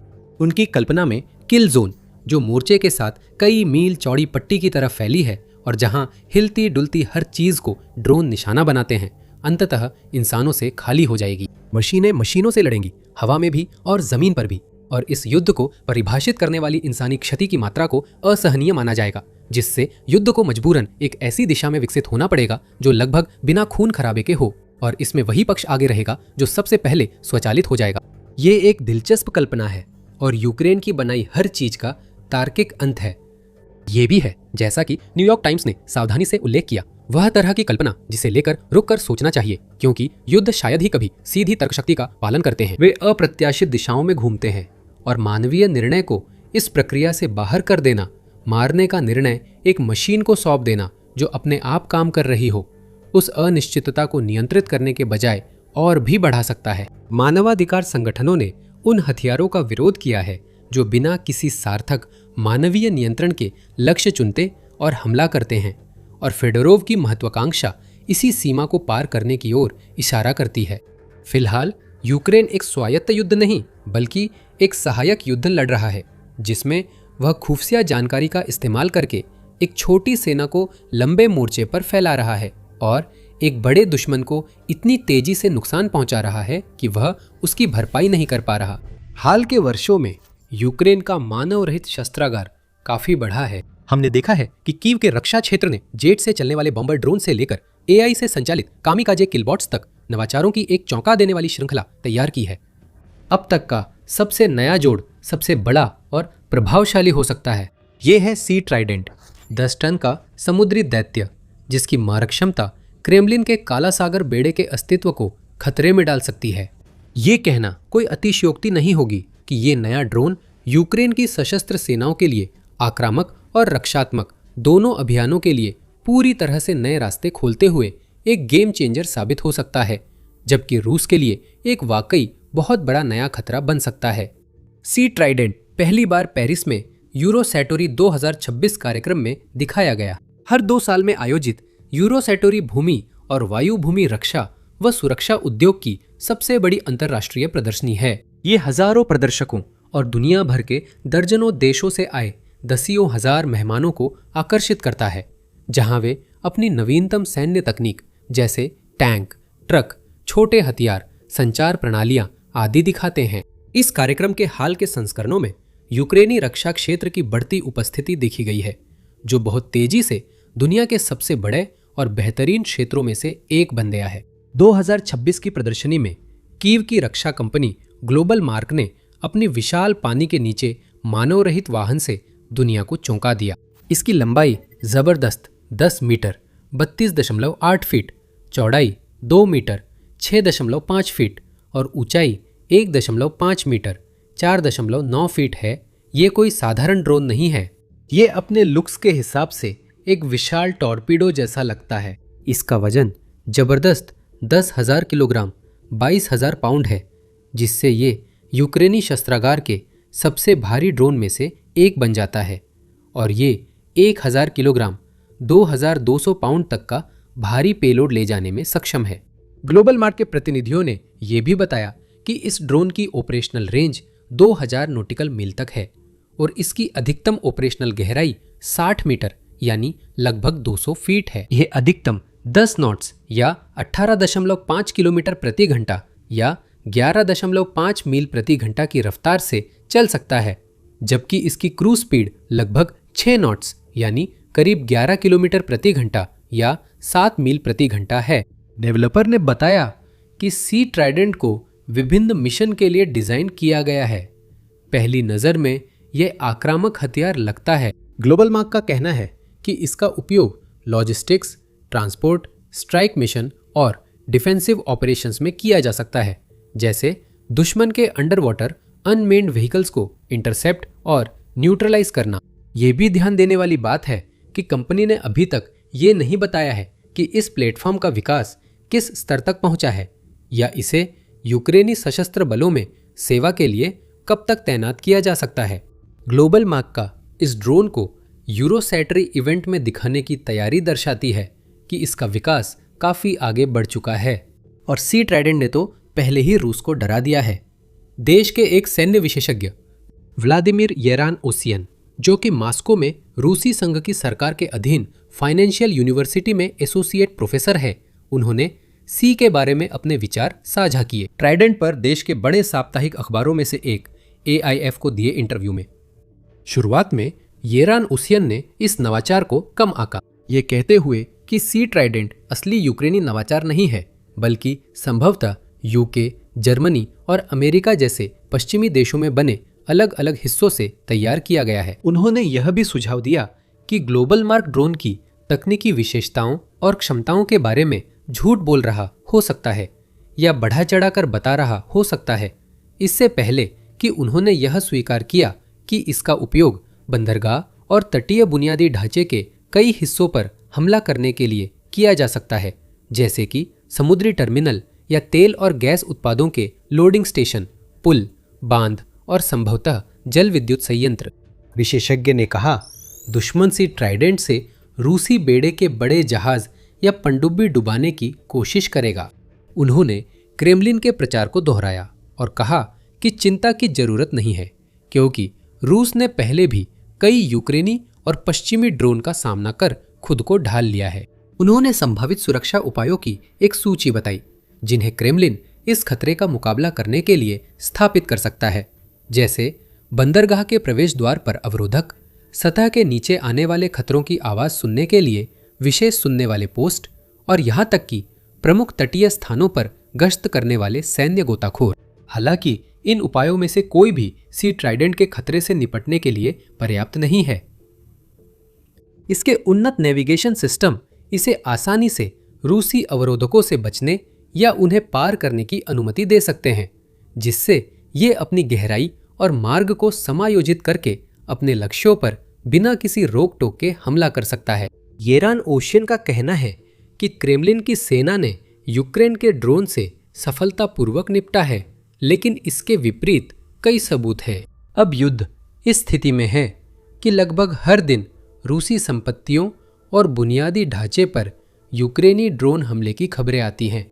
कीव की सेनाएं रूसी ठिकानों को लगातार खत्म कर रही है, नौसैनिक जहाज़ों, तेल टर्मिनलों और गोला बारूद डिपो को नुकसान पहुंचा रही है, जबकि क्रेमलिन की सेना उन्हें रोकने में असफल रही है। उसके रडार बहुत धीमे रहे हैं, उसकी वायु रक्षा पर्याप्त नहीं रही है और उसकी सेनाएं बार बार चौंक कर पकड़ी गई है। ये बात जमीन पर भी उतनी ही सच है जितनी समुद्र में। जैसा कि हमने देखा है कि यूक्रेन की सेनाओं ने अपने हवाई और जल आधारित ड्रोन के साथ साथ मिसाइलों का भी मजबूत उपयोग किया है, जिससे उन्होंने काले सागर और उससे आगे रूसी जहाज़ों पर कई सफल हमले किए हैं। असल में ये हमले 2022 में ही युद्ध की शुरुआत के दौरान शुरू हो गए थे। मार्च 2022 में संघर्ष शुरू होने के कुछ ही हफ्तों बाद यूक्रेन ने टॉचकायू बैलिस्टिक मिसाइल से कब्जे में बर्द्यांस्क बंदरगाह में एक रूसी लैंडिंग जहाज डुबो दिया। सिर्फ एक महीने बाद यूक्रेन की सेनाओं ने अपनी नेपच्यून एंटीशिप मिसाइलों का इस्तेमाल करके ब्लैक सी फ्लीट के प्रमुख जहाज मोस्कवा मिसाइल क्रूजर को नष्ट कर सबसे प्रतिष्ठित जीतों में से एक का जश्न मनाया। आने वाले महीनों में हमने देखा कि लैंडिंग क्राफ्ट, असॉल्ट बोट्स और सपोर्ट जहाज क्षतिग्रस्त या नष्ट हो गए, और जैसे जैसे यूक्रेन की सेनाएं साल दर साल और भी मजबूत होती गई, दुश्मन के और भी ज्यादा जहाज नष्ट कर दिए गए। यहाँ तक कि रूस की पनडुब्बियां भी इन हमलों से बच नहीं सकी। उदाहरण के लिए सितंबर 2023 में यूक्रेनी मिसाइलों ने रोस्तोव ऑन डॉन के ढांचे को भेद दिया और दिसंबर 2025 में यूक्रेन ने रूसी प्रोजेक्ट 636 पनडुब्बी पर हमला करने के लिए हवाई और सतही ड्रोन दोनों का इस्तेमाल किया। कीव की सेनाओं ने रूस की सप्लाई क्राइमिया पहुंचाने वाली रेल फेरीज नष्ट कर दी, जिससे कब्जे वाले प्रायद्वीप में गोला बारूद और सैन्य उपकरणों की कमी होने लगी। और संघर्ष के हर एक साल में विभिन्न आकारों और श्रेणियों के कई जहाज समुद्र की गहराइयों में डूब गए हैं या उन्हें महंगे मरम्मत के लिए घसीट कर ले जाना पड़ा है। ये हमले इतने प्रभावी और असरदार साबित हुए हैं कि इन्होंने लगभग पूरी तरह से काला सागर बेड़े को निष्क्रिय कर दिया है। जैसे ही क्रेमलिन के कमांडरों ने देखा कि उनके और अधिक जहाज़ों को नुकसान पहुंच रहा है और उनके पास यूक्रेन के यूएवी और मिसाइलों से निपटने के लिए ज़रूरी सुरक्षा नहीं है, उन्होंने अपने जहाज़ों को संघर्ष क्षेत्र से और भी पीछे हटाना शुरू कर दिया। समय के साथ काला सागर में रूसी जहाज़ों की संख्या घटती गई और अधिकांश बंदरगाहों या शिपयार्ड में छिपे रहे, उम्मीद करते रहे कि यूक्रेन उन्हें छोड़ देगा। इसका मतलब है कि यूक्रेनी शहरों पर कलिब्र क्लास मिसाइलें दागने वाले जहाज़ों की संख्या भी घट गई। दूसरे शब्दों में कहे तो काला सागर बेड़े का मुकाबला करके यूक्रेन रूस की बमबारी की ताकत को कम करने में सक्षम हुआ और इस प्रक्रिया में अनगिनत जानें बचाईं। संक्षेप में कहे तो इसने काला सागर बेड़े को रूस के लिए एक सक्रिय और शक्तिशाली खतरे से बदलकर एक वास्तविक बोझ बना दिया। जहां पहले क्रेमलिन अपने नौसैनिक जहाज़ों का इस्तेमाल विरोधियों पर हमला करने और जमीन पर अपनी बढ़त बढ़ाने के लिए करता था, अब वह इन संसाधनों से लगभग कोई लाभ नहीं उठा पा रहा है और इसके बजाय उसे अपना ज्यादातर समय, पैसा और संसाधन या तो उनकी सुरक्षा करने या उनकी मरम्मत में खर्च करने पड़ रहे हैं। सबसे चौंकाने वाली बात यह है कि यूक्रेन ने ये सब बिना पारंपरिक नौसेना के किया। इसने मुख्य रूप से ड्रोन और मिसाइलों पर निर्भर रहकर उस नौसेना को हराया जिसे धरती की सबसे ताकतवर नौसेनाओं में से एक माना जाता था। सी ट्राइडेंट में नौसैनिक गतिविधियों को नए रोमांचक स्तर तक ले जाने की क्षमता है। लेकिन इससे पहले कि हम देखें कि इस नए अंडर वाटर ड्रोन का इस्तेमाल कैसे किया जा सकता है और ये कौन से खास फायदे देता है, इससे मिलती जुलती और चीजें भी हैं। अगर द मिलिट्री शो से फायदा हो रहा है तो सब्सक्राइब करें। यूक्रेन ने पहले भी पानी आधारित ड्रोन का इस्तेमाल किया है। उदाहरण के लिए maritime autonomous guard unmanned robotic operates या मागुरा V5 यूक्रेन की मुख्य खुफिया निदेशालय GUR के उपयोग के लिए विकसित किया गया है और ये निगरानी, तोही, समुद्री गश्त, माइंस को निष्क्रिय करने, खोज और बचाव और युद्ध मिशनों सहित कई कार्यों को अंजाम देने में सक्षम है। ये ड्रोन 2023 में सेवा में आए थे और इसके बाद के वर्षों में V6 और V7 मॉडल भी आए। $2,73,000 प्रति यूनिट लागत वाला मगुरा VV5 युद्ध में बेहद प्रभावी रहा है, जिसने कई रूसी जहाजों के विनाश में योगदान दिया है, जैसे Kula class landing craft, Tarantul class missile corvettes और पेट्रोल शिप्स। लेकिन मगुरा की भी अपनी सीमाएं हैं। उदाहरण के लिए V5 की अधिकतम पेलोड क्षमता लगभग 300 किलोग्राम या 660 पाउंड है और इसकी संचालन सीमा लगभग 800 किलोमीटर या 500 मील है।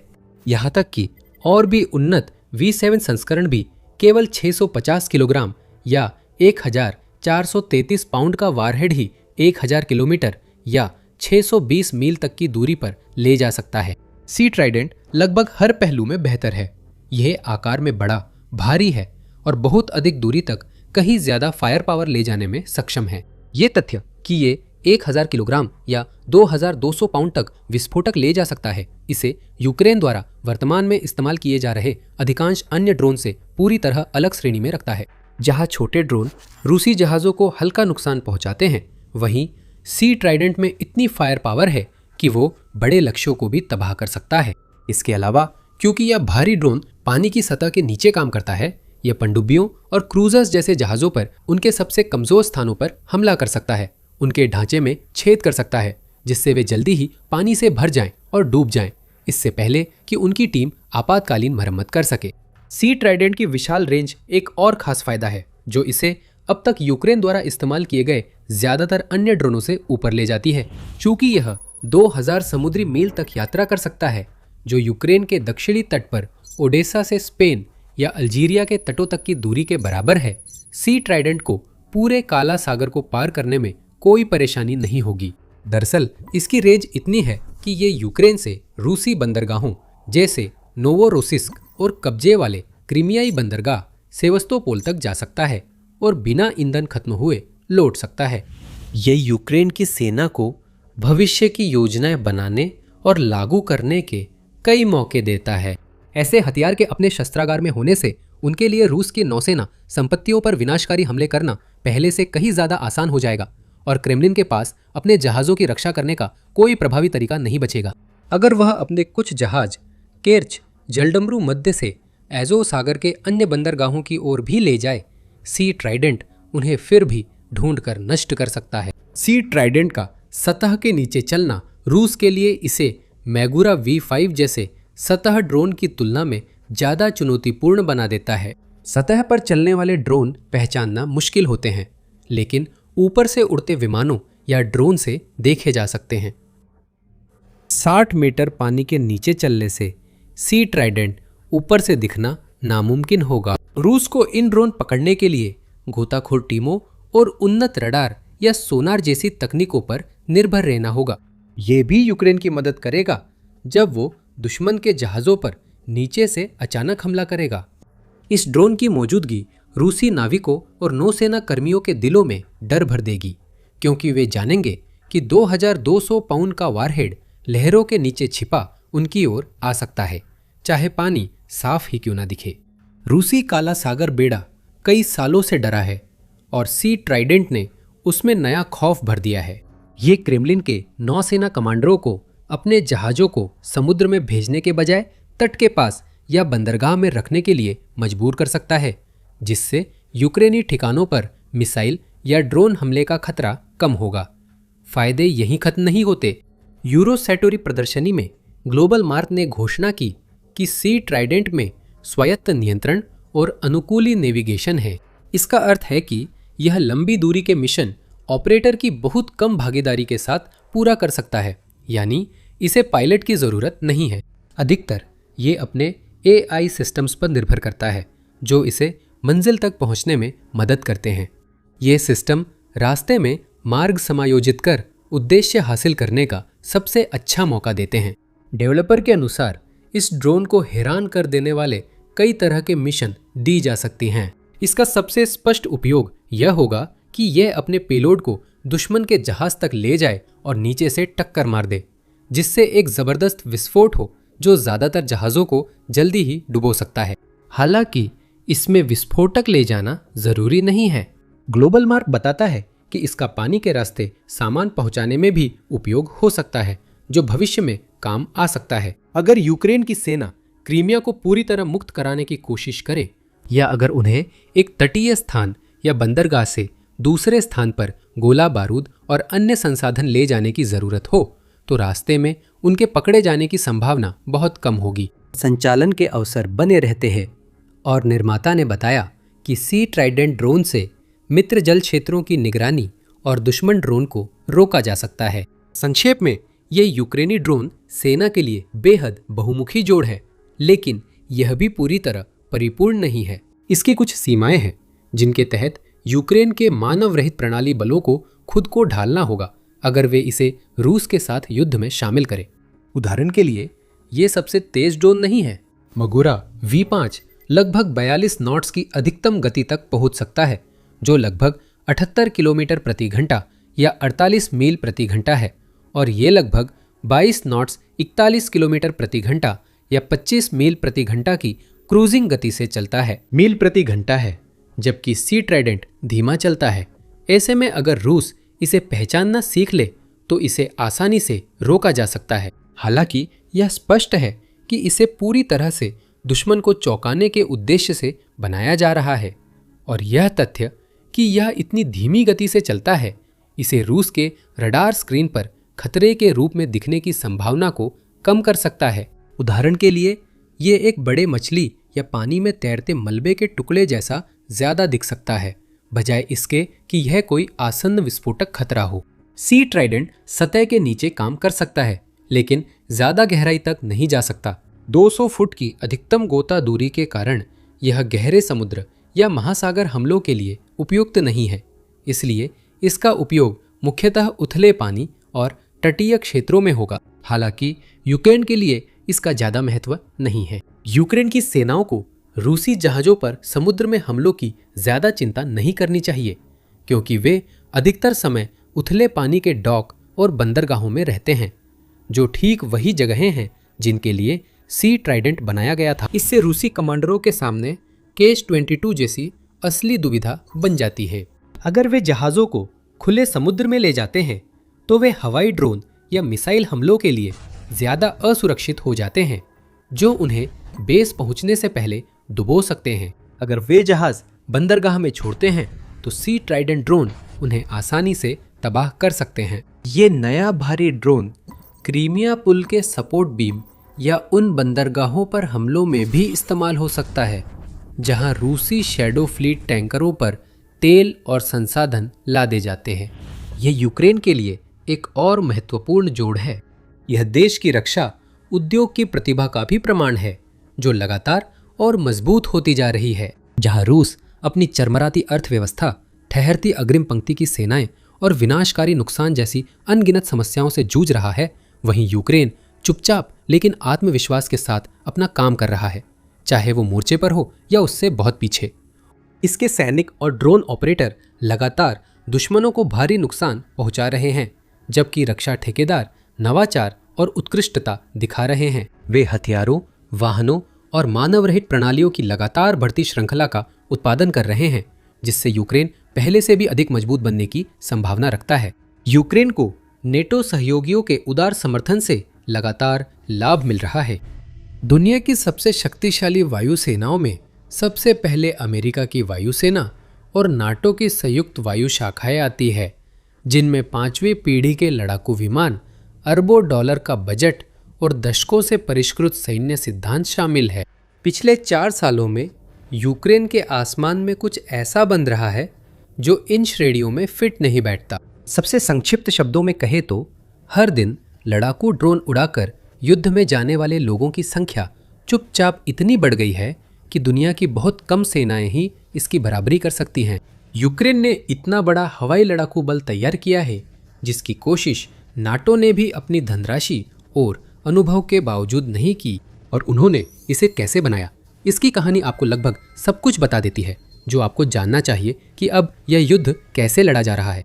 संख्याओं से शुरू करें क्योंकि उन पर यकीन करना मुश्किल है। यूक्रेन की सशस्त्र सेनाओं के आधिकारिक बयानों के अनुसार लगभग 80,000 सैनिक अब किसी न किसी रूप में ड्रोन संचालन में शामिल हैं। प्रशिक्षित पायलटों की सटीक संख्या गोपनीय है। यूक्रेन इसे प्रकाशित नहीं करता और इसके पीछे उसके अच्छे कारण हैं। लेकिन अग्रिम पंक्ति के ऑपरेटरों और यूनिट कमांडरों का अनुमान है कि उन सैनिकों में से लगभग 25,000 से 40,000 सक्रिय युद्ध ड्रोन पायलट हैं। ये वे पुरुष और महिलाएं हैं जो सैन्य की हर शाखा में रूसी बलों के खिलाफ रोबोटिक विमान चला रहे हैं। ये उन्हीं लोगों के अनुमान हैं जो उड़ रहे हैं। कोई प्रकाशित आदेश नहीं है। असली आंकड़े संचालनिक गोपनीयता में छुपे हैं, लेकिन उस सीमा का न्यूनतम अनुमान भी असाधारण है। इसे समझने के लिए इसकी तुलना पारंपरिक वायुसेना से करें। इटली की वायुसेना को ले और सभी को गिने। पायलट, मैकेनिक, मौसम पूर्वानुमानकर्ता, रसोइये, जनरल और उनके सभी स्टाफ अधिकारी। आधिकारिक आंकड़ा कहीं 35,000 से 43,000 लोगों के बीच है। बेशक इनमें से केवल लगभग 1,500 ही असली पायलट हैं। अमेरिका पूरे यूरोप में करीब 30,000-35,000 वायुसेना कर्मी तैनात करता है, जिनमें सिर्फ 2,000-3,000 ही उड़ान भरते हैं। अब बड़ा जोड़ करते हैं, उत्तरी अमेरिका के बाहर सभी नेटो पायलटों को जोड़ते हैं। यूरोपीय सदस्य देशों में फास्ट जेट, ट्रांसपोर्ट, टैंकर और हेलीकॉप्टर क्रू मिलाकर करीब 15,000 विमान चालक हैं। ये नेटो के यूरोपीय विंग की पूरी पायलट एयर पावर है, जबकि यूक्रेन की कॉम्बैट ड्रोन पायलट फोर्स पहले ही इस संख्या से ज्यादा हो गई है। अनुमानों के अनुसार यह संख्या दोगुनी से भी अधिक है, जिससे यूक्रेन की उपलब्धि स्पष्ट होती है। ये सिर्फ एक ड्रोन प्रोग्राम नहीं, बल्कि पश्चिमी दुनिया की सबसे बड़ी कॉम्बैट एविएशन फोर्स है, जिसे युद्ध के दौरान शून्य से तैयार किया गया। अब उसी फोर्स में एक खास कोर है जिसे यूक्रेन की अनमैन्ड सिस्टम्स फोर्सेस या यूक्रेनी में SBS कहते हैं। यह एक समर्पित सैन्य शाखा है जो कुछ साल पहले तक अस्तित्व में भी नहीं थी और 2026 में इसमें लगभग 15,000 कर्मी अपनी खुद की गिनती में होंगे। पर SBS केवल पूरी व्यवस्था का सबसे पेशेवर और दिखने वाला हिस्सा है। साथ ही समर्पित ड्रोन इकाइयां अब 100 से अधिक मैन्यूअर ब्रिगेडों और लगभग 500 विभिन्न बटालियनों व रेजिमेंटों में काम कर रही हैं। यह मुख्य बिंदु है जो मुख्य आंकड़ा छुपा सकता है। ड्रोन यूक्रेनी सेना के लिए कोई अलग विशेष क्षमता नहीं है। अब वे सेना का मुख्य युद्ध तरीका बन गए हैं और ये अतिशयोक्ति नहीं है। सोचिए, ये पायलट युद्ध के मैदान में किसके लिए जिम्मेदार हैं? मई 2026 की शुरुआत में यूक्रेनी अधिकारियों और स्वतंत्र विश्लेषकों ने अनुमान लगाया कि ड्रोन सभी रूसी हताहतों में से लगभग 70 से 90% के लिए जिम्मेदार हैं। पोलिश रिसर्च इंस्टीट्यूट OSW ने अक्टूबर 2025 में ही इसी तरह का निष्कर्ष निकाला था, जिसमें लगभग 70 से 80% रूसी नुकसान और लगभग 85% नष्ट किए गए फ्रंटलाइन उपकरणों का श्रेय मानव रहित प्रणालियों को दिया गया था। सही है, युद्ध क्षेत्र का रियल टाइम ऑडिट असंभव है और यूक्रेनी स्रोत अपनी उपलब्धियां दिखाने के इच्छुक है। कई संस्थानों के विश्लेषक बार बार इसी दायरे में पहुंचते हैं, जो बहुत कुछ कहता है। यूक्रेनी पक्ष ने इसके लिए ठोस आंकड़े भी दिए हैं। मिखाइलो फेडोरोव, जो डिजिटल ट्रांसफॉर्मेशन के मंत्री हैं और ड्रोन प्रयासों की निगरानी कर रहे हैं, उन्होंने कहा कि यूक्रेनी स्ट्राइक और बॉम्बर ड्रोन ने 2025 के दौरान लगभग 8,20,000 पुष्ट हमले किए। गौरतलब है कि इन सभी की पुष्टि ड्रोन वीडियो के जरिए की गई थी। उस हिसाब से उस साल जितने भी रूसी लक्ष्यों को नष्ट किया गया, उनमें से 80% से अधिक ड्रोन द्वारा नष्ट किए गए थे और उनमें से भारी बहुमत देश में ही बनाए गए थे। SBS के कमांडर ने दावा किया कि यूक्रेन की ट्रैकिंग प्रणाली ने केवल ड्रोन द्वारा दिसंबर 2025 से अप्रैल 2026 के बीच 5 महीनों में 1,56,000 से अधिक रूसी सैनिकों के मारे जाने या घायल होने को दर्ज किया। आंकड़े भले ही बढ़ा चढ़ाकर बताए गए हो, लेकिन जिस पैमाने की बात है वह बाहरी पर्यवेक्षकों की देखी स्थिति और 2025 में रूसी मोर्चे की रुकावट से मेल खाती है।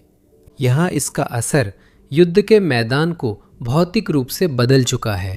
यूक्रेन युद्ध को मशीन युद्ध कहना सही है, जहां मोर्चा अब बड़ी पैदल सेना नहीं बल्कि छोटे ड्रोन दल और उनके संचालित विमान संभाल रहे हैं।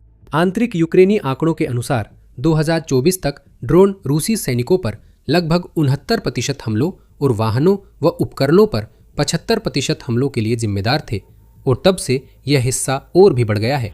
अब ड्रोन किल जोन मोर्चे के पीछे 20 किमी तक पहुंच गया है, जिससे रूसी रसद बाधित हो रही है। आपूर्ति काफिलों को बिखरकर एक एक या दो दो वाहनों में चलना पड़ रहा है, और भोजन, गोला बारूद लाना भी रोज मुश्किल हो गया है। यूक्रेनी कमांडर कम सैनिकों से भी मोर्चे के लंबे हिस्सों की रक्षा करवा सकते हैं, और वे सैनिक जीवित भी रह सकते हैं क्योंकि ड्रोन उनकी पहुंच और संचालन क्षमताओं को बढ़ा देते हैं। ये सब संभव न होता यदि यूक्रेन ने शुरू से औद्योगिक आधार न खड़ा किया होता। 2026 की शुरुआत में यूक्रेन के उप रक्षा मंत्री सेर्ही बोयेव ने कहा कि उन्हें पूरा विश्वास है कि देश के पास उस साल 7 मिलियन से अधिक FPV ड्रोन बनाने की क्षमता है। ये 2024 में बने ड्रोन से लगभग 4 गुना ज्यादा है। इंडस्ट्री में 160 से ज्यादा कंपनियां देश में FPV ड्रोन बना रही हैं। यह ठीक उल्टा है जैसे 2022 की शुरुआत में यूक्रेन ने चीन से सस्ते ड्रोन आयात कर उन्हें ग्रेनेड और माइंस से लैस किया था। तो यूक्रेन के पास न सिर्फ ऐसे लोग हैं जो ड्रोन उड़ा सकते हैं, बल्कि उसके पास अपने खुद के अलग अलग ड्रोन मॉडल भी है जो जमीनी हालात के हिसाब से खास तौर पर बनाए गए हैं। सबसे अच्छी बात यह है कि ये ड्रोन सिर्फ फ्रंट लाइन तक सीमित नहीं है। यही औद्योगिक आधार ऐसे ड्रोन बनाता है जो रूस में 1500 किलोमीटर से ज्यादा दूर टारगेट्स तक पहुंच चुके हैं। पिछले कई महीनों से यूक्रेन तेल रिफाइनरी, गोला बारूद डिपो और सैन्य एयरफील्ड्स पर इतनी दूरियों पर हमले कर रहा है जिन तक अपने दिए गए हथियारों से हमला करने की अनुमति देने में पश्चिमी सरकारें पहले हिचकिचाती थीं।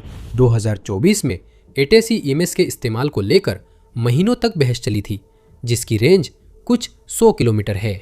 2026 में यूक्रेन 600 किलोमीटर तक नियमित रूप से पहुंच रहा है, जबकि फायरपॉइंट FP5 जैसी महत्वाकांक्षी क्रूज मिसाइल की रेंज 3000 किलोमीटर है। यूक्रेन के नेतृत्व ने इसे लॉन्ग रेंज सैंक्शंस कैंपेन कहना शुरू कर दिया है, जो रूसी युद्ध मशीन को ऊर्जा देने वाले बुनियादी ढांचे को कमजोर करने की एक सोची समझी कोशिश है। जिस हवाई शक्ति का हम वर्णन कर रहे हैं वह पूरे युद्ध क्षेत्र में एक साथ काम करती है। टैक्टिकल FPV ड्रोन खाइयों के पास मार करते हैं, इंटरसेप्टर शहरों की रक्षा करते हैं और लंबी दूरी के स्ट्राइक ड्रोन रूस के अंदर तक पहुंचते हैं। तो जो देश 4 साल पहले शौकिया क्वाडकॉप्टर आयात करता था वह यहां तक कैसे पहुंचा? 2014 में जब रूस ने पहली बार डोनबास में घुसपैठ की तब यूक्रेनी ड्रोन पायलट अर्धशौकिया थे। उन्होंने खुद रणनीतियां सीखी, अपने पैसे या दान से विमान खरीदे और पूर्वी क्षेत्र में लड़ाई के दौरान खुद टोही की व्यवस्था की। फरवरी 2022 में पूर्ण आक्रमण के समय यह तात्कालिक ज्ञान रातों रात पूरी सेना में फैलाना पड़ा ताकि इकाइयां यूक्रेन भर में टोही के लिए आसमान पर नजर रख सके। जो सीमित क्षमता से शुरू हुआ वह जल्द ही युद्ध की मुख्य विशेषता बन गया। एक रूसी सेना का सामना करते हुए जिसके पास पारंपरिक मारक क्षमता में अब भी भारी बढ़त थी, यूक्रेन को उस अंतर को भरने के लिए कुछ सस्ता, प्रचुर मात्रा में और घातक चीज ढूंढनी पड़ी, जो कि स्ट्राइक ड्रोन निकले। सीधे शब्दों में कहे तो ड्रोन नई तोपखाना बन गए और गोला बारूद की कमी ने और भी ज्यादा ड्रोन की जरूरत को मजबूती दी। इससे एक सकारात्मक चक्र बना जहां हर सफल ड्रोन मिशन की सराहना हुई और उसी तरह के और ड्रोन के लिए फंडिंग मिली। 2026 तक यूक्रेन के पास दुनिया के सबसे मजबूत ड्रोन ऑपरेटर प्रशिक्षण कार्यक्रमों में से एक था। आम नागरिक अचानक अनुबंधों पर हस्ताक्षर कर रहे थे और सेवा में तैनात सैनिक जो अपनी विशेषज्ञता बदल रहे थे, उनसे उम्मीद की जाती थी कि वे तैनाती से पहले प्रमाणित उड़ान प्रशिक्षण पास करें। देश में उड़ान अकादमियों का नेटवर्क है जो 1-2 महीनों में नौसिखियों को सक्षम ऑपरेटर बना देता है। सबसे महत्वपूर्ण बात यह है कि ये कई स्तरों से बने होते हैं, जैसे कि व्यक्तिगत युद्ध इकाइयों द्वारा चलाए जा रहे स्कूल, लाभ के लिए व्यवसाय और वे कार्यक्रम जिन्हें ड्रोन निर्माता कंपनियों द्वारा सीधे वित्त पोषित किया जाता है। रूस इन सुविधाओं को निशाना बनाता है ताकि प्रशिक्षकों और प्रशिक्षुओं को मारा जा सके, इसीलिए उनकी जगह और संख्या गोपनीय रखी जाती है और इनका वितरित स्वरूप ये सुनिश्चित करता है कि किसी भी सौभाग्यशाली हमले से यूक्रेन की प्रशिक्षण क्षमताओं का बड़ा हिस्सा नष्ट होने की संभावना बहुत कम हो जाती है। इन स्कूलों में से कुछ ने अंदर की झलक दिखाने की अनुमति दी है। जापोरिजिया क्षेत्र में एक CST है जिसे 2024 के मध्य में एक स्वयंसेवी समूह ने स्थापित किया था। इसके निदेशक ने पहले 14 महीने अग्रिम पंक्ति के ड्रोन स्ट्राइक यूनिट की कमान संभाली थी। ये लागत वसूली पर आधारित है, जिसमें नए पूर्व सैनिकों और ऑपरेटरों को प्रशिक्षित किया जाता है। 2026 में फोकस इंटरसेप्टर ड्रोन चलाने पर रहेगा, जो यूक्रेन के रक्षा प्रयासों की अगली प्रमुख श्रेणी बन सकता है। प्रमुख निर्माता स्काईफॉल ने उड़ान प्रशिक्षण को अपनी हार्डवेयर सेवा में बदल दिया। कंपनी के प्रतिनिधि ने क्यू पोस्ट को बताया कि 2023-2026 के बीच स्काईफॉल की फ्लाइट स्कूलों ने 20,000 से अधिक ऑपरेटरों को प्रशिक्षित किया और यह प्रयास पूरी तरह कंपनी ने वित्त पोषित किया और अग्रिम मोर्चे की इकाइयां भी अपनी खुद की प्रशिक्षण प्रक्रिया चलाती है। चौथी, हेवी ब्रिगेड, जिसे हाल ही में कॉन्स्टेंटिनोका द्रुस्किवका सेक्टर में तैनात किया गया है, में बेसिक स्कूल पास करना सिर्फ शुरुआत है। स्नातकों को एक छोटे ड्रोन सेक्शन में जूनियर पायलट के रूप में नियुक्त किया जाता है और वे अपने पहले कुछ महीने अनुभवी सैनिकों की कड़ी निगरानी में उड़ान भरते हुए बिताते हैं, इससे पहले कि उन पर अकेले मिशन चलाने का भरोसा किया जाए। इस बीच सेना द्वारा संचालित 239वां यूनिट ट्रेनिंग सेंटर यह दिखाता है कि यह व्यवस्था अब कितनी संगठित हो गई है। यहाँ प्रशिक्षक और छात्रों का अनुपात लगभग 1 से 10 का रखा जाता है और इसके कोर्स विशेष रूप से अलग अलग विमानों के लिए तैयार किए जाते हैं।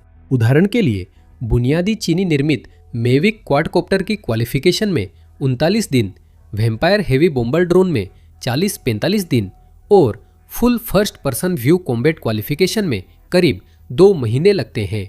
ये असली युद्ध केंद्रित कोर्स है। ऑपरेटर राइफल की जगह गेमिंग कंट्रोलर और कुर्सी का इस्तेमाल करता है। कम ट्रेनिंग, समय और ज़्यादा प्रशिक्षित लोग इसलिए है क्योंकि यूक्रेन को ठीक ऐसी ही तेजी की ज़रूरत है। आगे बढ़ने से पहले मिलिट्री शो को सब्सक्राइब करें।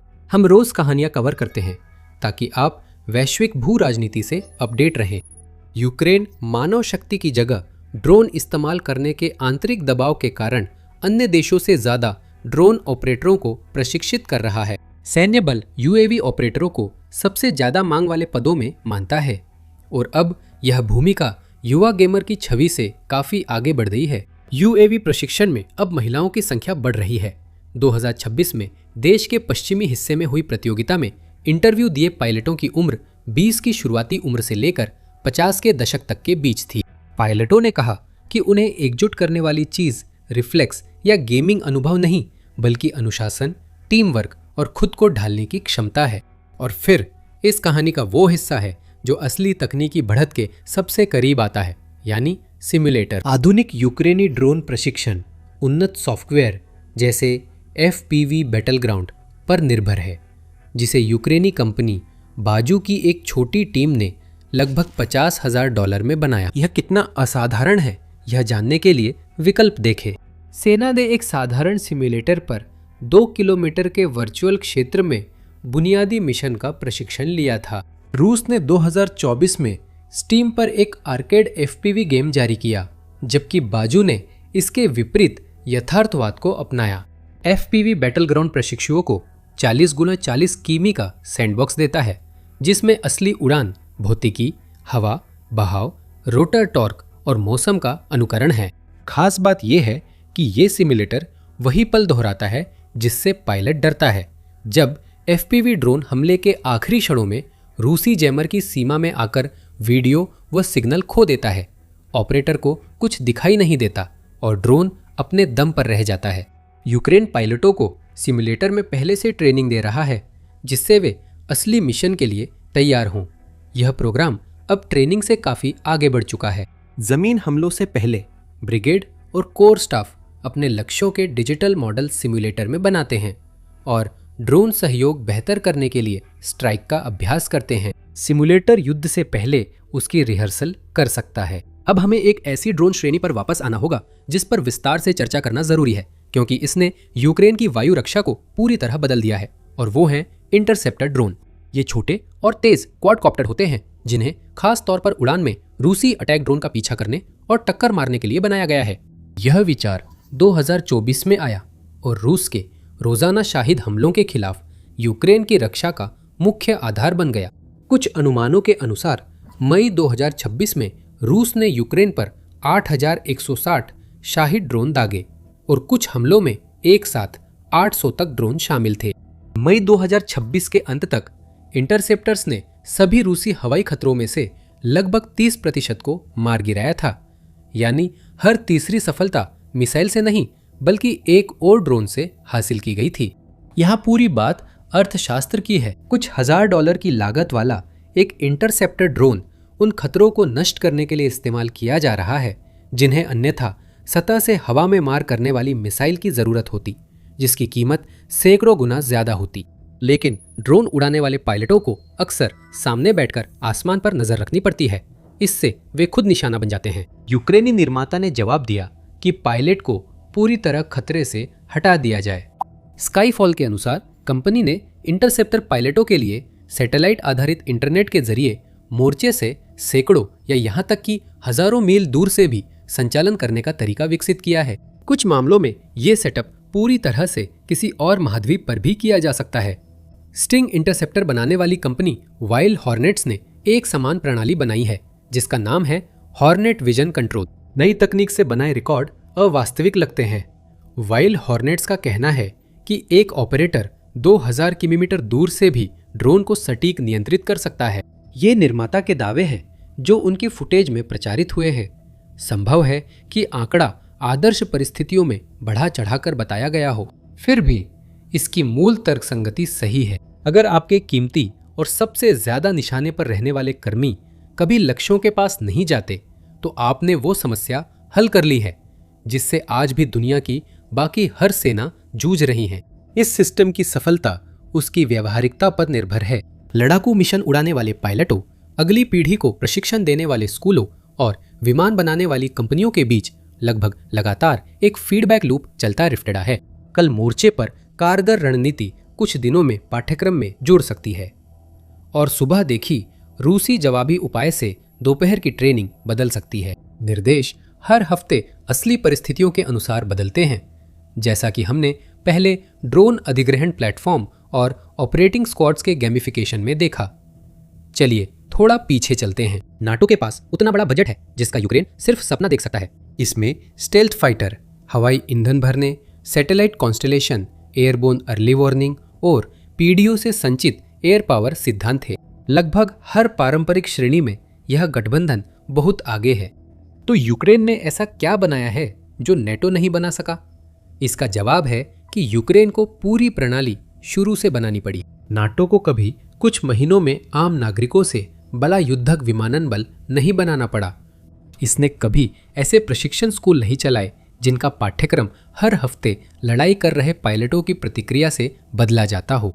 इसने कभी भी इतने बड़े पैमाने पर वितरित दूर से संचालित वायु रक्षा प्रणाली तैनात नहीं की है जो केवल अपने ऑपरेटरों को जीवित रखने की आवश्यकता से उत्पन्न हुई हो। नेटो ने ये चीजें कभी नहीं बनाई क्योंकि इसकी जरूरत नहीं पड़ी। यूक्रेन को मजबूर किया गया था।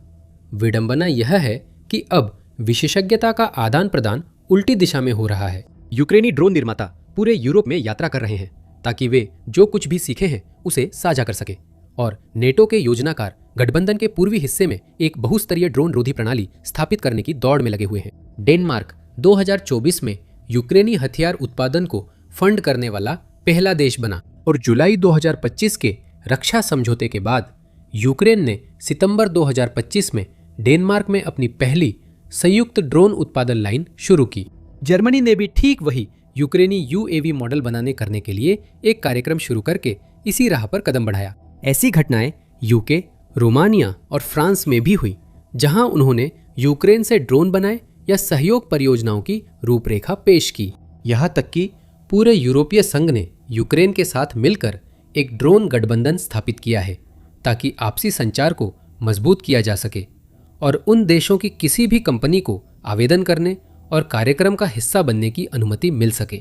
और इसके केंद्र में एक ही कारक है जिसे दुनिया में कहीं और दोहराना लगभग असंभव है, वह है वास्तविक जीवन का अनुभव। यूक्रेन ने ड्रोन के जरिए लाखों घंटे की उड़ान का अनुभव हासिल किया है, जो सब देश की रक्षा के लिए एक ऐसे हमलावर के खिलाफ किया गया है जो हर लिहाज से कहीं बड़ा है। और इसी के जरिए यूक्रेन ने अपनी जगह एक संभावित विश्व महाशक्ति के रूप में स्थापित कर ली है, कम से कम जहां ड्रोन युद्ध की बात है।